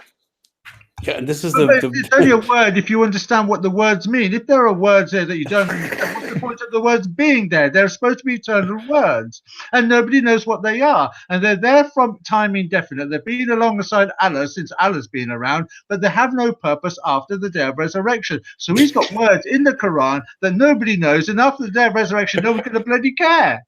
Can I add one to this? You know what the best word? Don't add another word. Do you know what the best explanation is that I've ever heard? Just mute yourself there. Thunderous, we're getting feedback. Oh, thank you. The best explanation I've ever heard is that ALM and HM and all these others, they are letters of the alphabet. So in other words, Allah is introducing us to the letters of the alphabet. I mean, the whole book is the alphabet, but these are special letters to show, no, these are the letters in the alphabet, the Arabic alphabet. That is what we are seeing. I've heard this a couple of times from people. This is the most pathetic one I've ever heard. I mean, you said stops that there was 99%. It seems like there's 100%. Nobody knows what this means, and people are speculating all kinds of things. And they have to look elsewhere and then try and, connect dots that, aren't clear at the very least. No, what I'm saying is 99.99% don't even care as much. They go and they say Allah knows best, but 0.001% at least try and find an explanation. Yes, yeah, obviously. I mean, they want to try and know, and they don't get very far. All right, moving on to 2. This is the book. In it is guidance sure, without doubt, to those who fear Allah. I'm reading Yusuf Ali. Obviously, Sahih might be a little easier. This is the book about which there is no doubt, a guidance for those conscious of Allah. Maybe it's actually easier to read Sahih International, to be honest. Because we've got this is what I think. But Rob, there's one thing I forgot about chapter 1, because the last sentence in chapter 1 ends with a threat already to the non-believers, and this continues here in the second sentence of the Quran in chapter 2. So in the first in 1:7, in 1:7, there's already a threat in the, you have to push go 7 and now go. And then if you go to the end of this one, you see, not those who have evoked your anger or those who are astray. In other words, it's already that he's angry at those like me who don't believe that this God exists. So this is already where it starts. In the first opening chapter, it's the anger at the non-believers, because we need to remember, most of the Quran is dedicated to the non-believers. This is the funny thing. So there's more nonsense towards the non-believers than there is for the believers. And this is continued in sentence number 2 of chapter number 2, where it's already now going into the threats of the Quran, where this God shows how angry he is, and he says, yeah, you idiots, look at this, you need to fear me. This is fear. This is not you need to love me, but you need to fear me. Yeah, isn't it interesting that those who fear Allah over there, and this one, of course, takes it out of there completely, for those conscious of Allah. And that's why this is easy to read, but I think this, as I've said, I think this is a watered down version for Western ears. It So is, yeah. I wouldn't take this authoritative. It might be easier to read, but I'd rather go with an older translation that is likely to be more accurate to what it actually said. Now, if you have the Sai International book itself, like I do, it actually has so many footnotes in it. It takes forever to really get through, but it's not as watered down as you would say. They actually, they give literal what the literal words are and such like that. It's a lot better as far as that goes. So what do they say for this then, where it's conscious? Do they say fear? I mean, over there in the corpus, it says a guidance for the God conscious. So it looks like here, Yusuf Ali is the one who's saying fear Allah. 1 second. Which verse are we on? I closed my book. 2:2. Okay. This is the book about which there is no doubt a guidance for those conscious of Allah. And I actually circled this one. Literally, those who have taqwa, who have piety, righteousness, fear, and love of Allah. Honestly, I've never read in the Quran that you're supposed to love Allah. I've read that you love Muhammad, but I've never read that you love Allah, and who take care to avoid his displeasure. So that's their footnote right there. So they are saying in the footnote that you should love Allah. Is that what you're saying? Well, it says have piety, righteousness, fear, and love for Allah. Fear and love, did they say? Okay, Yes, and in that's my the footnotes, it says, those who are the al-mutaqin, the pious believers of Islamic monotheism who fear Allah much, abstain from all kinds of sins and evil deeds which he has forbidden, and love Allah much, perform all kinds of good deeds which he has ordained. Yes, So it's you're reading both. from the MAS Abdullah Halim, right? Okay, I have a... I don't know who this is by. Because I own that one too. I own like 5 Qurans, man. So we can go through all of these actual translations and stuff, and it kind of would make sense in that. Let's see here. No, this is a footnote. This is 3 books, which is only footnotes to the Quran. Okay, MAS Abdul Halim, which is becoming the most wide sold British translation. It's actually an Oxford World's Classic after its first production, which is kind of weird. It says here that the Arabic construction la rahaba fihi carries more than one meaning, including there is nothing dubious about / in it, and it is not to be doubted as regards its origin or its content. So and this translation of 2:2 this is the scripture in which there is no doubt, containing guidance for those who are mindful. So mindful, mindful of God.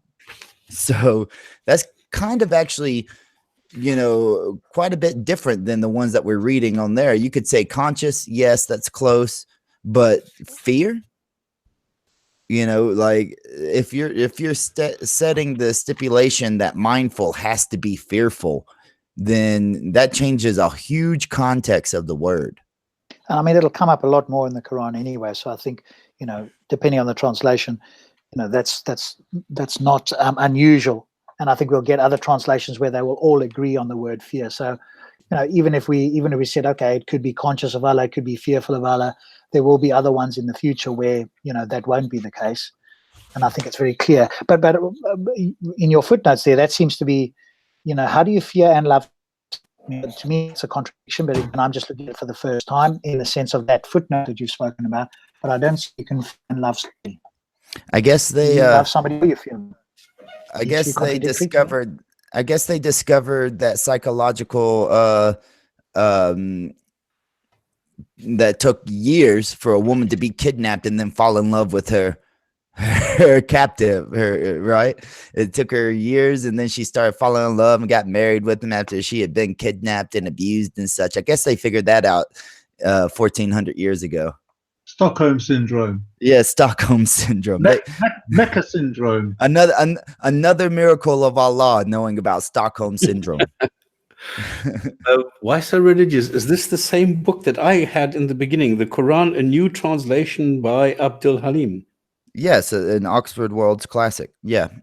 Yes, with a white band at the bottom and Arabic writing on top on blue background. Yeah, yeah. I got the that's same one, buddy. book that I have. Yeah, okay. I have Yusuf Ali right here. I got my Sahih International right here. I got this one too right beside me. I got one more in my room. I can't remember which one. And then I have 4 different ones on my Kindle. Yeah, and this one I also have on the Kindle just in case I ever, because it is, like you're saying, it's the most modern one that is very popular in the UK at the moment. And it does get into great detail about, with the footnotes. It will take you 3 times as long to read it, 4 times as long, It's half without a the doubt. page, yeah, in very small writing. Yeah. Yeah. Okay, so that's 2-2, 2-3. I'll just read Sahih International. Who believe in the unseen, establish prayer and send out of what we have provided for them. So here becomes this royal we. So guys, tell me about the royal we here.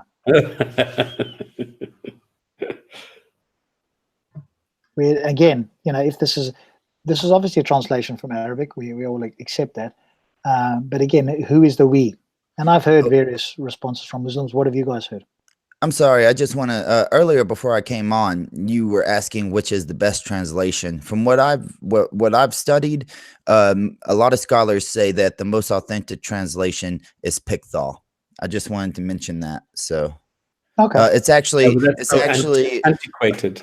It's actually suggested for non-Arabic people by Al-Hazar. Pickthall is, even though it's quite difficult to understand. Yes, it's so difficult. Yes, it is difficult, but that's how it is. That's how they want you to learn it. Yeah, of course, because it's 7th century language. But again, if this is a message for all time for all people, I think we could simplify to make it easier for everybody to understand, and no interpretation of footnotes would be required. But again, maybe this is just my low level, and this is all way above me. So if that was the claim, if this was a complicated book and you require a high level of intellectual intelligence, I'd stop right now. That ain't me. But if that's not the claim, and I'm, just average Joe Blogs, or average Muhammad fella, I should be able to read this and understand it. Actually, this is interesting because Gedalia is saying in the chat, there's no such thing as the royal we in the Arabic language. So I automatically assumed, and this is a mistake I admit that I made, I automatically assumed that the royal we also exists in Arabic. But yeah, we had that discussion a couple of weeks ago, Stops, about that, because I remember bringing up the point that for me, I forget the surah, I'll provide it if I'm asked, where Muhammad says it behoves anyone to challenge a decision made by Allah and his messenger. So I've taken that surah where Allah and Muhammad are making decisions jointly as equals, and I've kind of retrospectively reapplied it to when I see the royal we, because it's not a royal we, but I see it in the context of this is Muhammad speaking on behalf of Allah, and vice versa. It is the we of Muhammad and Allah together when we have provided them what we have provided them to spend. Okay, that would make sense, because if you go one sentence prior, if you read to those who fear Allah, it's also speaking of God in the third person. It's it's like an outsider. Then it would make sense again, because then it would be Muhammad who is saying to those who fear Allah. Absolutely. Yes, in that particular translation, isn't it? Over here, of course, in Sahih or even in Corpus, they don't use that. So this is a book, no doubt, in it, a guidance for the God conscious. So you can imagine Allah saying that. But yes, I agree. Imagine spirit person. This is a book, no doubt in it, a guidance for the God conscious. I think it's more of a guidance for the unconscious. Yeah.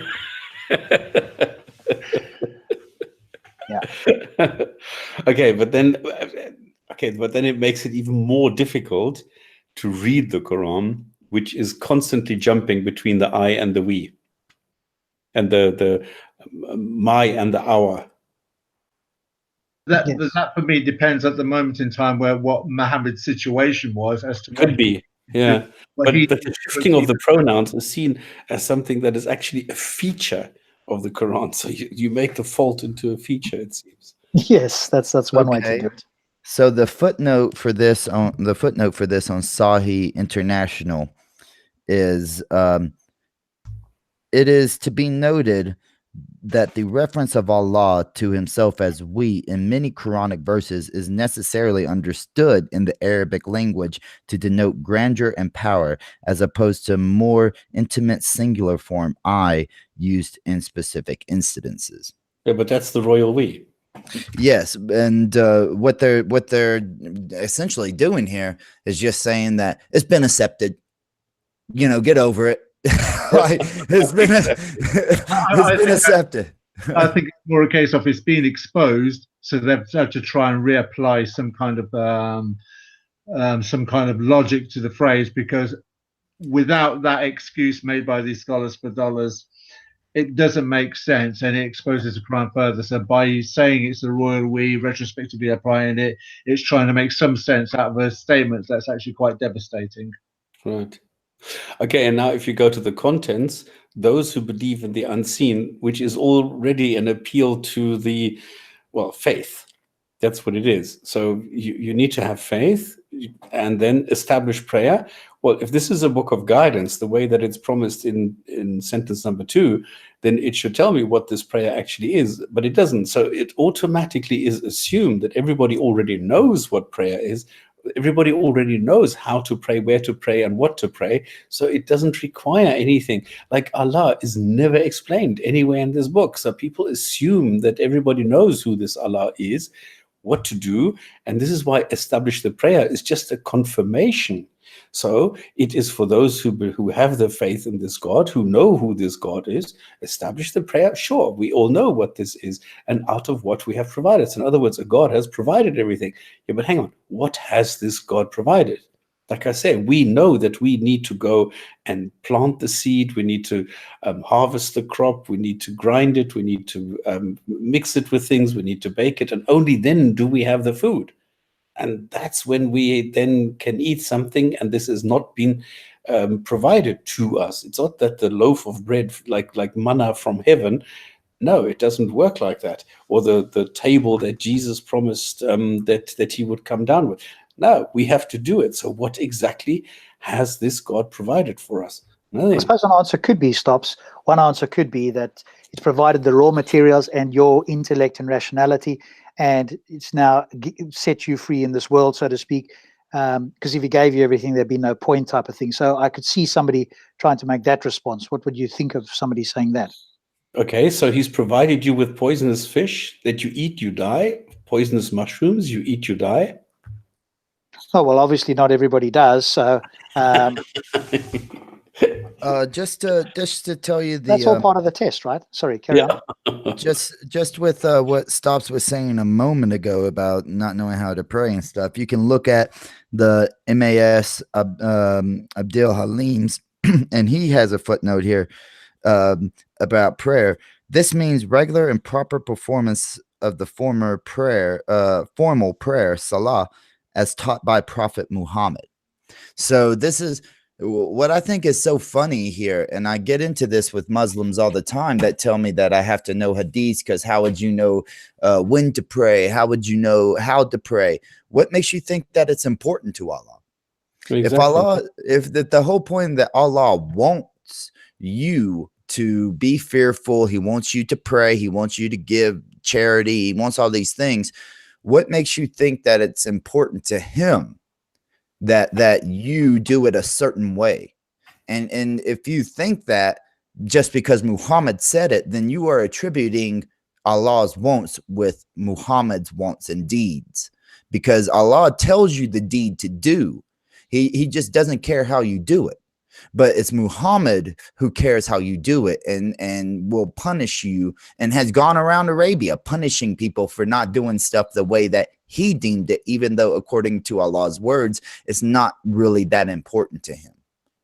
And this goes on with the next point I wanted to make, that when you consider the consistency of what is supposed to be in comparison to what the Bible teaches, Jesus made it quite clear that you don't repeat things parrot fashion. You have like a father and a child relationship, whereas Muhammad's introducing a master and a servant type of relationship. So there's a lack of consistency with the previous revelations. This is supposed to be a continuation of. Good point. Yeah, true. Cool. Moving on to number 2.4. And who believe in what has been revealed to you, O Muhammad? This is interesting. We'll come to that in a moment. And what was revealed before you, and of the hereafter they are certain in faith. And we read Yusuf Ali. And who believe in the revelation sent to thee, and believe before thy time, and in their hearts have the assurance of the hereafter. So the Bible hasn't been corrupted then? Because that'd be the first thing Allah says. The previous revelations have all been corrupted. What previous revelations were they? Oh, that's right. The Torah, the Zabur, and the Injil. That's the first 5 books of the Bible, or the Pentateuch, or the Psalms, and the Gospel. Now, according to Islam, the Gospel is something completely different to what we call the Gospel today, which is Matthew to Revelation. But there's something else as well. Allah sent 144,000 prophets. So there are other books.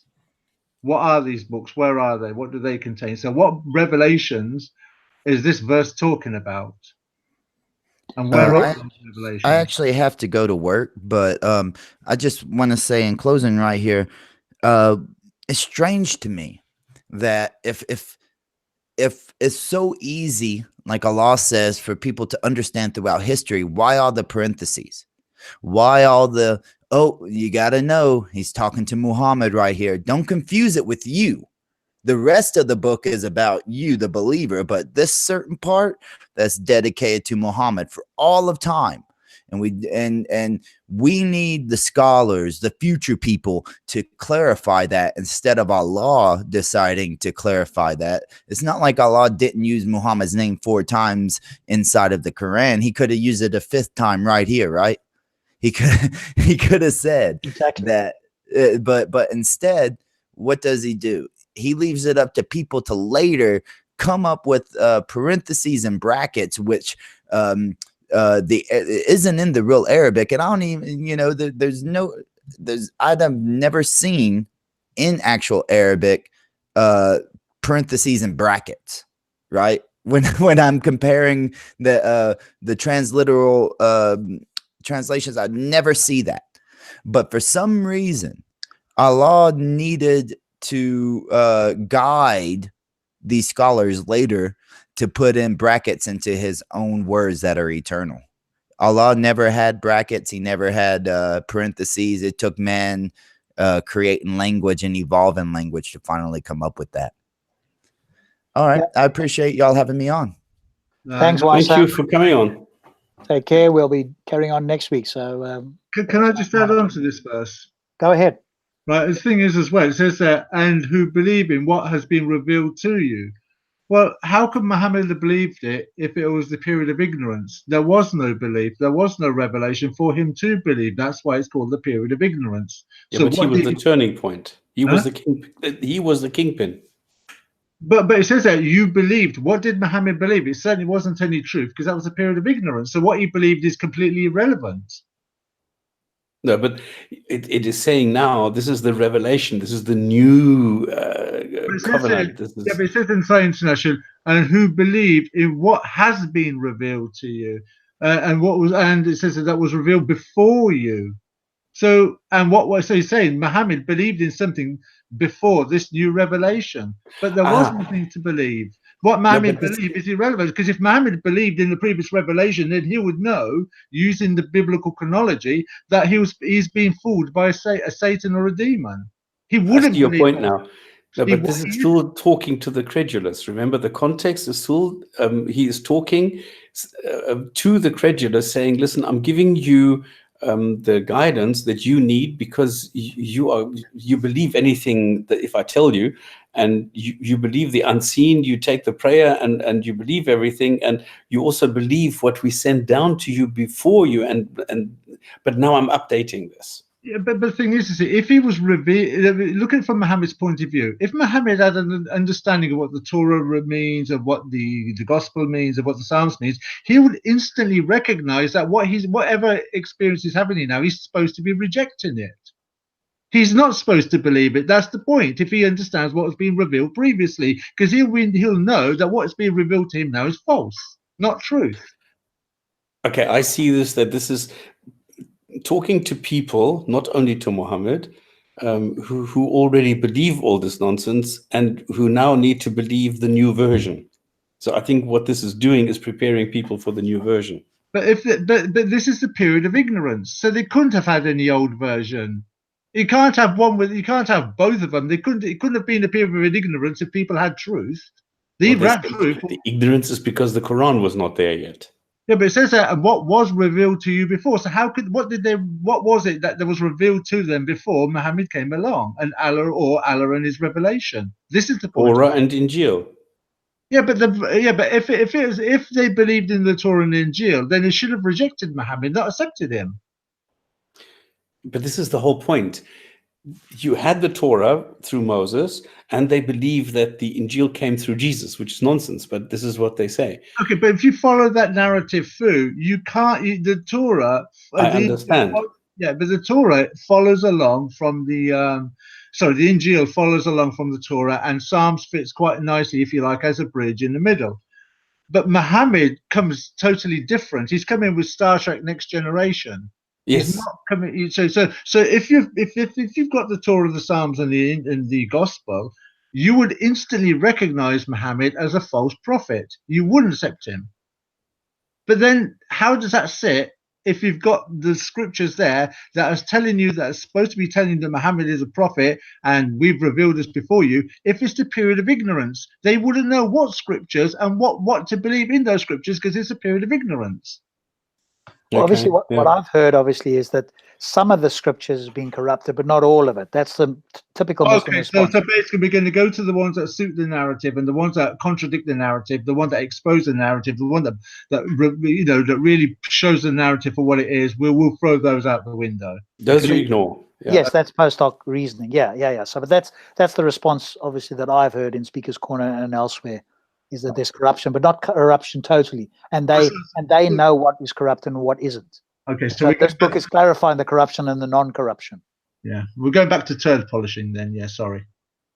But it is interesting that it's only Sai International that has the O Muhammad part in there, and the other two don't. Both the Corpus and Yusuf Ali don't.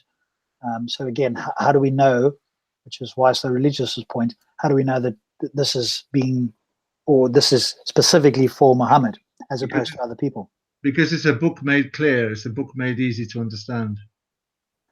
The point is that in the English language, you can be plural or singular. In Arabic, it can't. So if it is a singular, it could be a mistake, a grammatical error, which they are trying to rectify here by saying, no, this is not talking to everybody. It's not you in the plural. It's singular, so it must be Muhammad. So it could be an attempt at rectifying a mistake. But the thing is, the previous verse is talking about you in the plural, who believe exactly. This is why I'm saying it could be a mistake.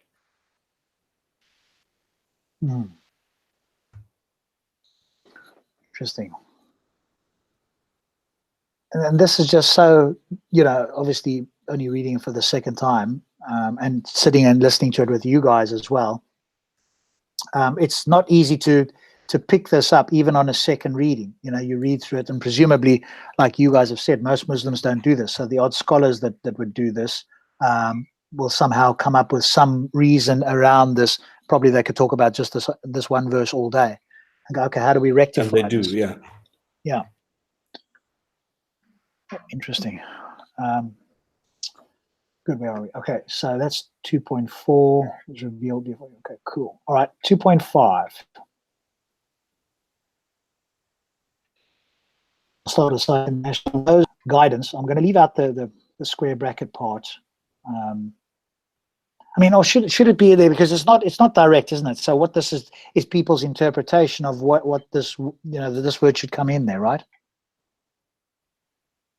Well, there are different things that are happening here. It could either be a grammatical omission. It could be because of the rhyming. You need to remember that some of this is poetry, and then you leave things out, just to make it rhyme. And therefore, some of the words are missing, which they are then putting back so that you will understand it. Some of it is down to plain Arabic.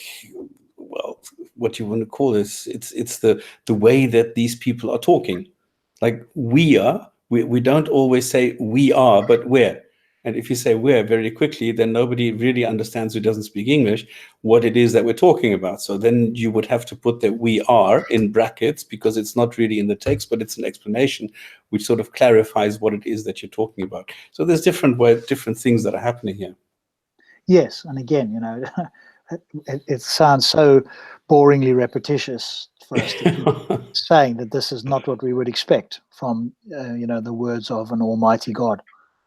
But more so, the scribblings of different people trying to put together some things in the 7th century. And this is why I like going to the roots, because the roots actually show you how totally ridiculous, how badly this is written, because those are upon guidance from their Lord. And it is those who are the successful. What does this mean? That's what I'm saying. Every single sentence requires interpretation. And that is why the corpus is actually the closest, because here you say those on guidance. Those on guidance. Now, what does those on guidance mean? I would say, do they have the GPS switched on or what? I would say those who are on guidance are obviously those he's making the claim from the previous verse, where it's talking about that they're following the previous scripture. So if they're following the previous scripture, they're on guidance, they will be successful. They are the successfuls, meaning they're already on the path to success. See, this is the beauty. Scripture. Exactly. You are interpreting this. It can't be the period of ignorance then. Exactly. How can it be a period of ignorance if everybody's on the successful path to success, on the successful path to God? No, this is the preparation for the Quran guidance. The previous guidance is the wrong guidance. This is now the correct guidance. But it can't be if it's the correct guidance. I don't understand. If they're already on the right path, they're not. But no. This is exactly the point. Yeah, but Allah's already said that they are, right? Follow the logic through. Okay, sorry. Okay. No, he's saying that up until now, these people are on the wrong path. The Jews and the Christians are on the wrong path. They have been misguided because they corrupted their own texts. But it doesn't say that there. The scholars for dollars are saying that now. They have to. But it's Allah himself in the clear book, in the book made easy to understand, he's not saying it. He's saying they're already on the right path. No, they are on the right path because they believe in the unseen and they believe in the hereafter. It's just that the individual, the intricacies are not there yet. But he's already said in verse 2 or 3, is it that they already believe in what you call it? Could you go up a couple of verses, please? Yep. This is the book about those who accept the guidance. Those who are conscious of Allah. In other words, they already believe all this nonsense. All right, then those who believe in the unseen establish prayer, and out of what we are provided from them spend. Then it's the next verse, I think, verse 4. Then it says that, and those who believe in what is sent down to you, and what was sent down to you, so believe in something that was sent down to you before, you and hereafter they firmly believe. Exactly. It's not talking about any corruption there. It's talking about the scriptures that are revealed before the Quran is about to be revealed. They're already on the right path. No, they are on the wrong path because they believe what was sent down to them in the past. Okay. They firmly believe what happened before them. But if they firmly believe it, right, up until the Quran, then they're not then it's not a period of ignorance. The period of ignorance is up until the point of the Quran. No, they are ignorant because they believe the Torah. But if Allah has revealed it, why are they ignorant of something that Allah has revealed? Because they changed it. They haven't changed it though. There's no. This is the point. There is no evidence to show that they've changed it. This is just merely a claim to shoehorn in Muhammad into the religious mainstream of what was happening in the. I agree with you. Absolutely. The I mean, thing if you is, look at if you're following the scripture, they would instantly recognize this guy is a liar and a fraud if they were following the scripture. Yes. Of course, because if you look at the Red Scroll, the Red Sea Scroll, sorry, they are almost identical. So there is very little that has been changed in the Jewish texts. That's my point. That's the point I'm trying to make. So either way, whether it's a period of ignorance or they're following the path properly, they're successful. Either way, Muhammad stands condemned. Yes, but look at Scientology. They're also saying, yeah, but all the others are wrong. It's actually Lord Zeno. It's not Yahweh, it's Zeno. So this is an update. You need to go with the flow and take the update to what had already been established. And now you're getting the update, exactly what you're saying. You first had, I don't know, a Bonanza, then you had, I don't know, what are these people in the funny cars? And now you have them flying around in spaceships. So it's a progress going from horses to cars to spaceships. So there's progress. So you're changing things, and this is the new reality. Okay, but in Muhammad's case, it's from a donkey that can walk.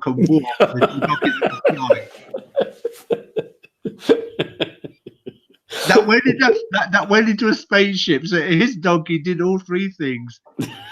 You see, he's much more advanced. All right, so we've done 2.4 or 2.5. Those, yeah, this is where those who are upon those are the guidance of those who are successful. That's it. And it is those who are successful. Okay, 2.6. And now we're going immediately to the opposite.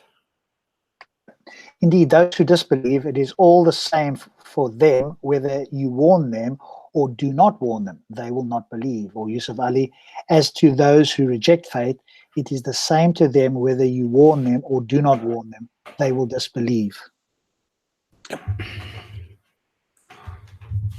Something just happened to my screen here.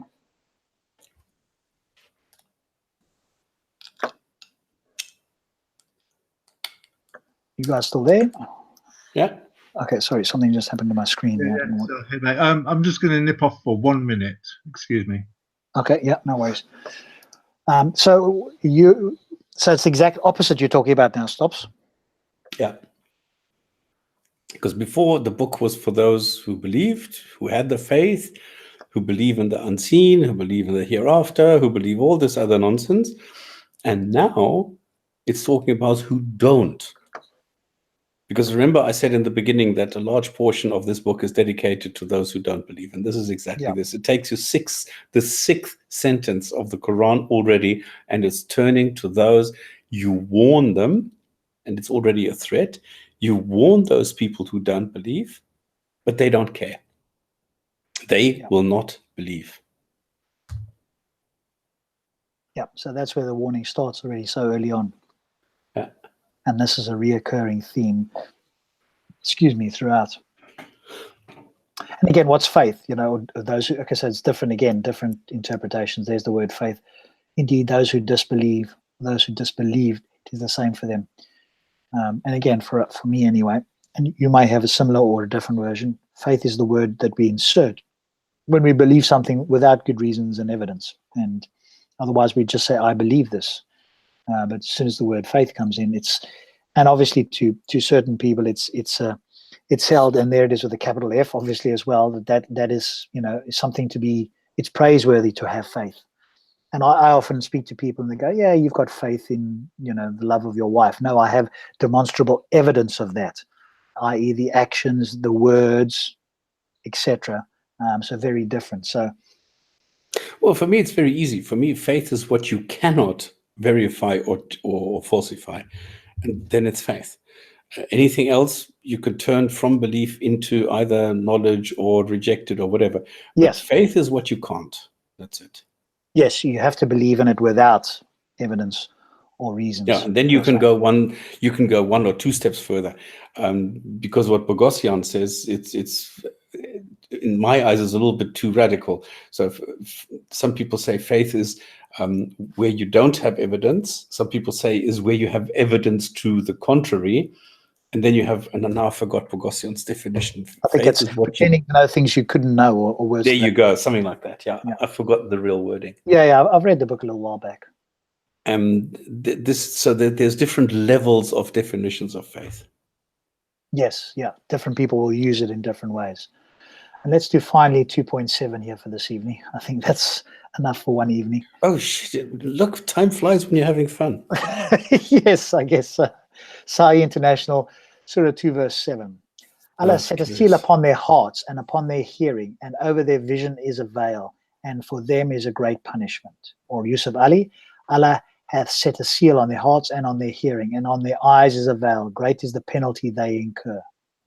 Well, if that's the case, why would you even try and convince people? And which people are these specifically, though? Obviously, it's the disbelievers, but which is that everybody who's not a believer, who's not a Muslim already? Presumably not. And you can do a whole show just on this one sentence, because there is so much wrong with it. There is so much where you can see how you're being conned, how the whole setup is just a scam, how the whole thing is totally, utterly, ridiculously illogical, where none of this makes any sense if you read only this one sentence. Yeah, well, of course, the response will be, hey, you're reading this out of context. You've got to Well, read no, the whole I'm putting context. this into context, exactly the point. Because if Allah is the great creator, then if Allah creates me, he must have known, because he knows everything in advance, because the pen, the Nun, has already written everything. Then they go and then this funny creator God, in whom I call incompetent, this incompetent creator God creates me, knowing full well that I will not believe any of this, but goes ahead and creates me anyway, knowing full well I will die as a non-believer. So how can I believe something if this God has created me with a seal on my heart and giving me all these other attributes, which means I was created only as fuel for the hellfire. And then it says it's merciful and just. It doesn't work that way. It doesn't. You can't have all the attributes. Sentence, the merciful and just. I've only got as far as 7 at the moment. But this also then takes away free will. So obviously everybody does not have free will. Because how could you possibly have free will if there's a seal set on your heart and your hearing, unless your free will is more powerful? But also, I was thinking about, okay, how could a Muslim respond to this? And obviously they'll have their own responses. But presumably one response could be, yes, he has created you this way, and you are what's the word? It's like you're an example to other people to ensure that they do believe. So Allah's created, and of course he has the power and he has the might, and he can do whatever he wants. So he's created a few of you, or however many of you, it doesn't say, but he's created some of you to not believe, and you can't change that. You will disbelieve no matter what. You are going to heaven, so therefore you don't have free will, but you are like a beacon. Don't follow those lot. Look, I've made a few examples for you not to follow. A negative example. Yes, exactly. But then that goes against free will. So only presumably certain people have free will. Because to me, this certainly means, among many other things, obviously, like that you're bringing up, that those that don't believe can't possibly have free will. Does anybody have a more rational, logical, or benign explanation for this? I wonder. Because this is what you have done, is you've totally destroyed any concept of a good God. Let's see if I could play devil's advocate and see if there's any way around that.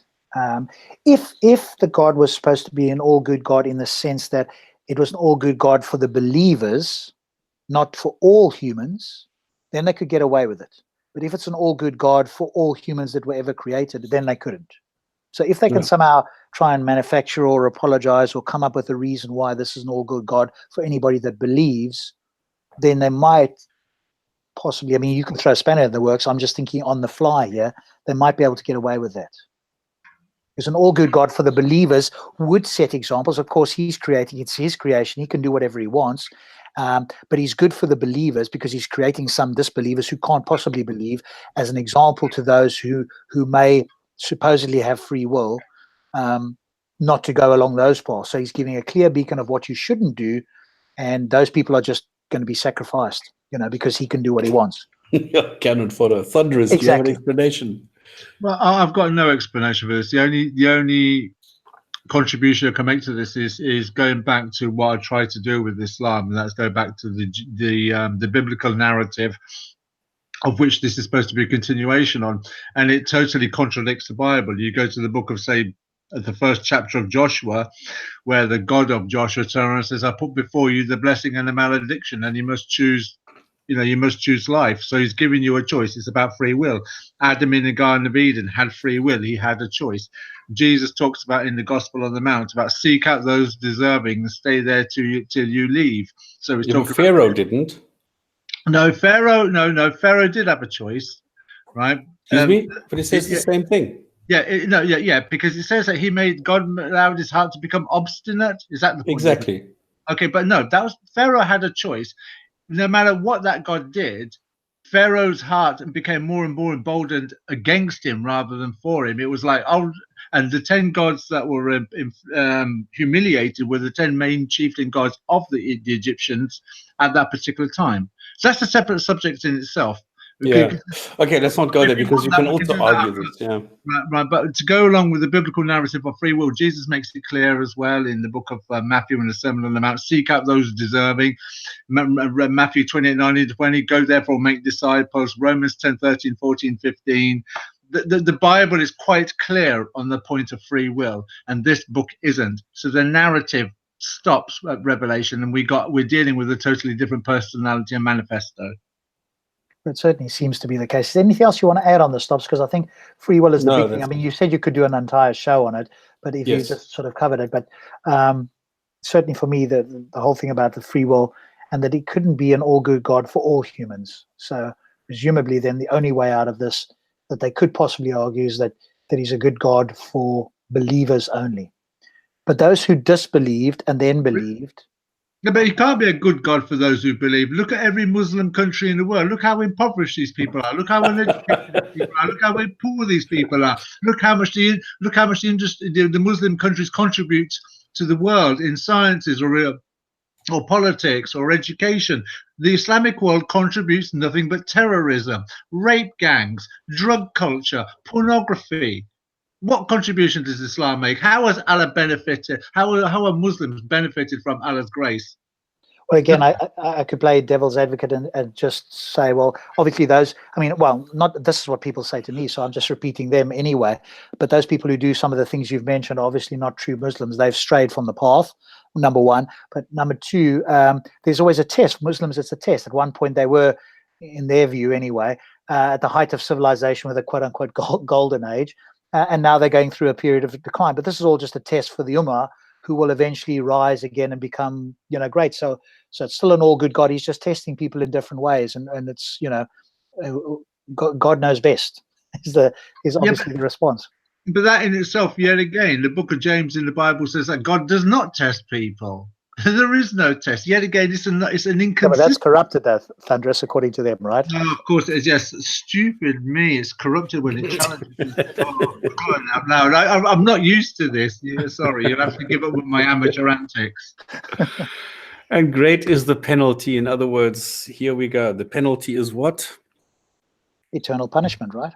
It doesn't say anything. It's just no, it doesn't. And I was just going to ask you that question. As far as I can remember, does it say it anywhere specifically in the Quran?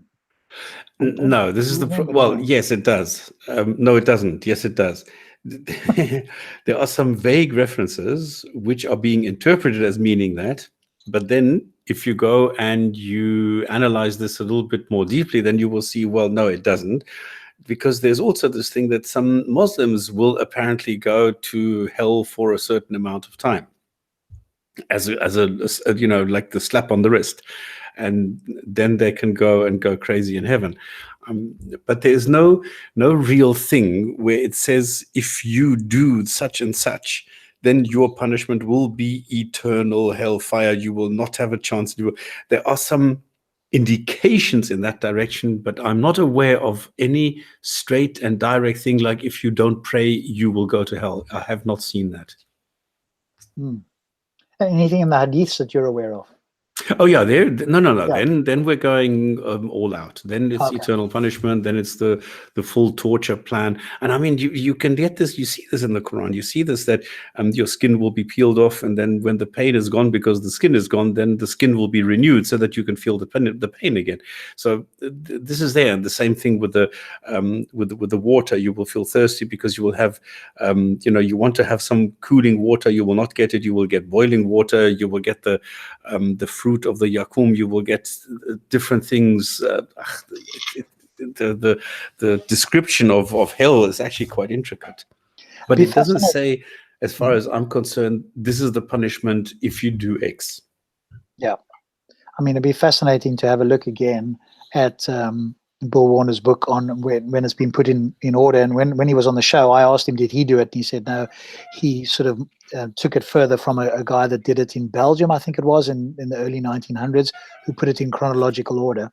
But it'd be interesting to see where those sort of verses come in, or this verse, for example, in the chronology in Muhammad's life, if one could establish that, or if it has been established. Where exactly was this another one of those convenient things? Was he upset at the time? When exactly did this in fact occur? Because we've got no indication in the Quran. No, does he have a reference or something? Have you got it there with you? Yeah. 2.7. No, this is only okay. I would have to look up age like hell. Yes, you'd have to look up sort of key words, I guess, to try and find it. Huh? Fire, sea, hell, Hadith, Hafsa, Harut, Haman, heaven and hell.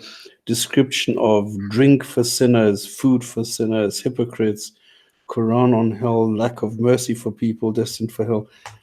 Shows Muhammad, men, ritual objects. Yeah, no, that's it. Okay. So I think there's, we'll bring it to a close with this particular verse tonight. Hell so again, description 25. Maybe this is the first time it comes up. So it should be on page 25.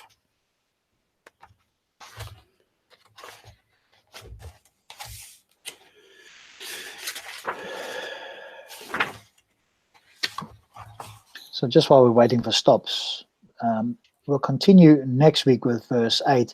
Let us know if you've got any comments. What could we do differently? Obviously, if there's Muslims that you think would want to come on and give us their view on this, that we can have a more in-depth discussion with a Muslim that wants to give a different perspective. We're definitely open to that.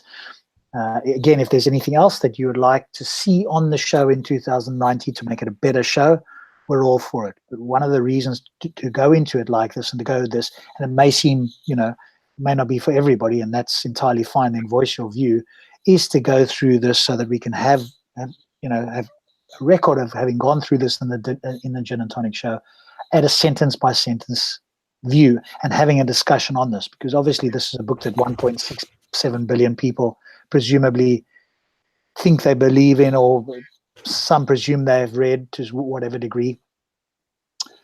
So that's why it's important, and this has an impact on the world around us.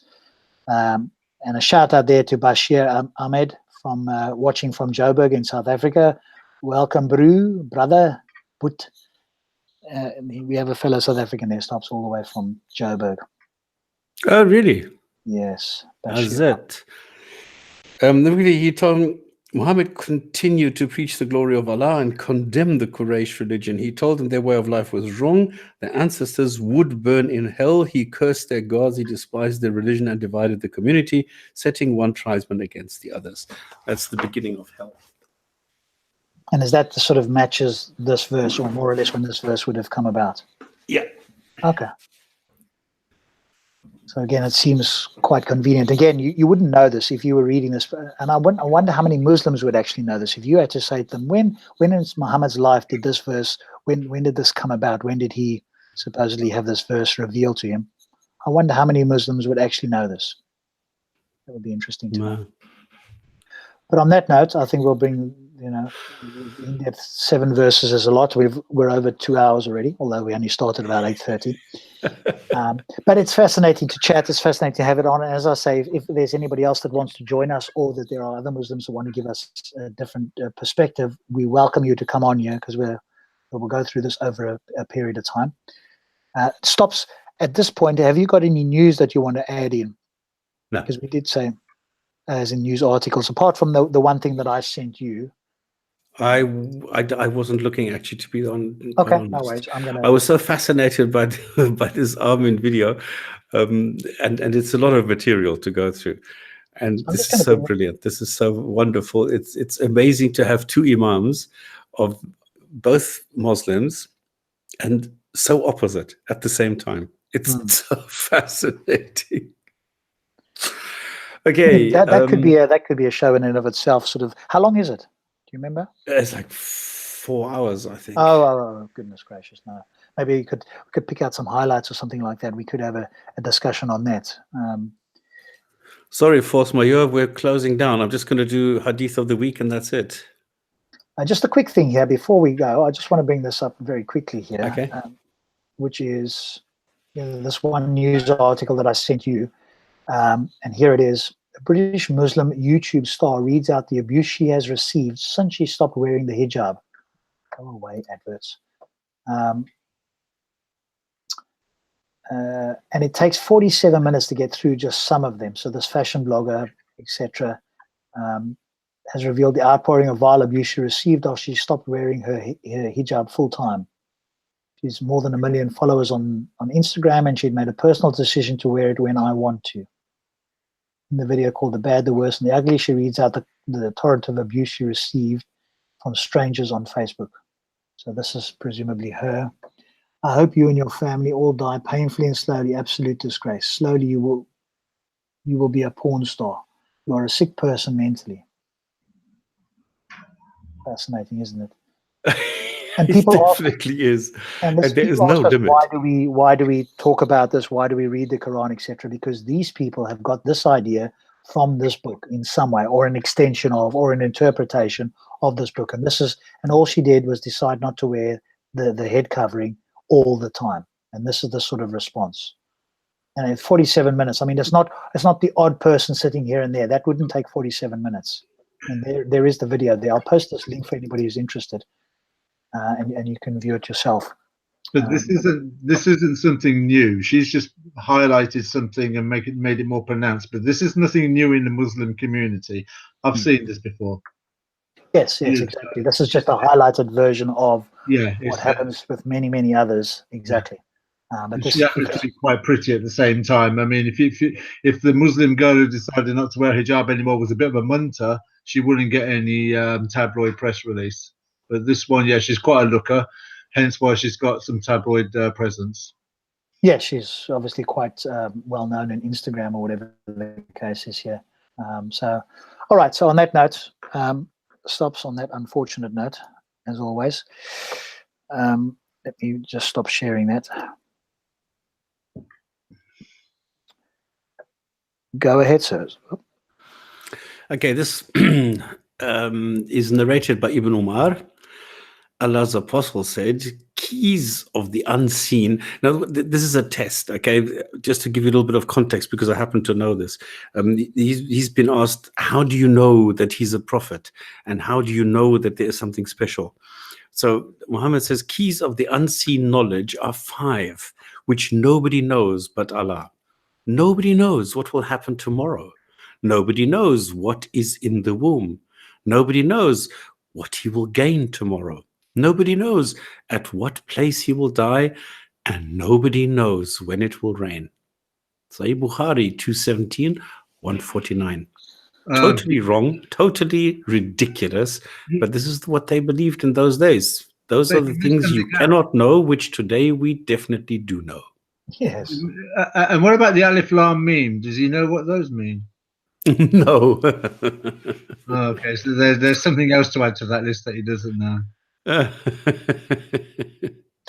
Yeah. Okay, on that note, if anybody wants to join an after show, I'm not sure if it's worth it, but if you do, I'll post the link here. We might stick around for a few minutes, but if nobody joins us, then we'll bring it to a close. But certainly what I will do now is bring the live show to a close. I want to thank, obviously, my, as always, knowledgeable co-host and knowledgeable panelist. Stop spamming, and Thunderous, thank you so much. God, you again next week. What we intend to do as well is have some variety over the period of time, as to the best of our ability. If there's any guests, if there's any ex-Muslims, or in fact Muslims for that matter, that want to come on, then let us know, and I can get in contact with them. I'd like to have more guests at least once a month if we possibly can. Yeah. We'll see how things pan out. So on that Ali note, Dawa did a holier than thou hit piece on her, which increased the nasty. Wow. I didn't know. Is he really such an asshole? Yes, I know he's bad, but not that bad. well, of course he's got to call this sort of thing out, and he's got over 200,000 subscribers somehow. Fascinating, isn't it? 200,000. Well over 200,000 now. Yeah. How does he do that? I mean, Hijab's got over 100,000. He's so stupid.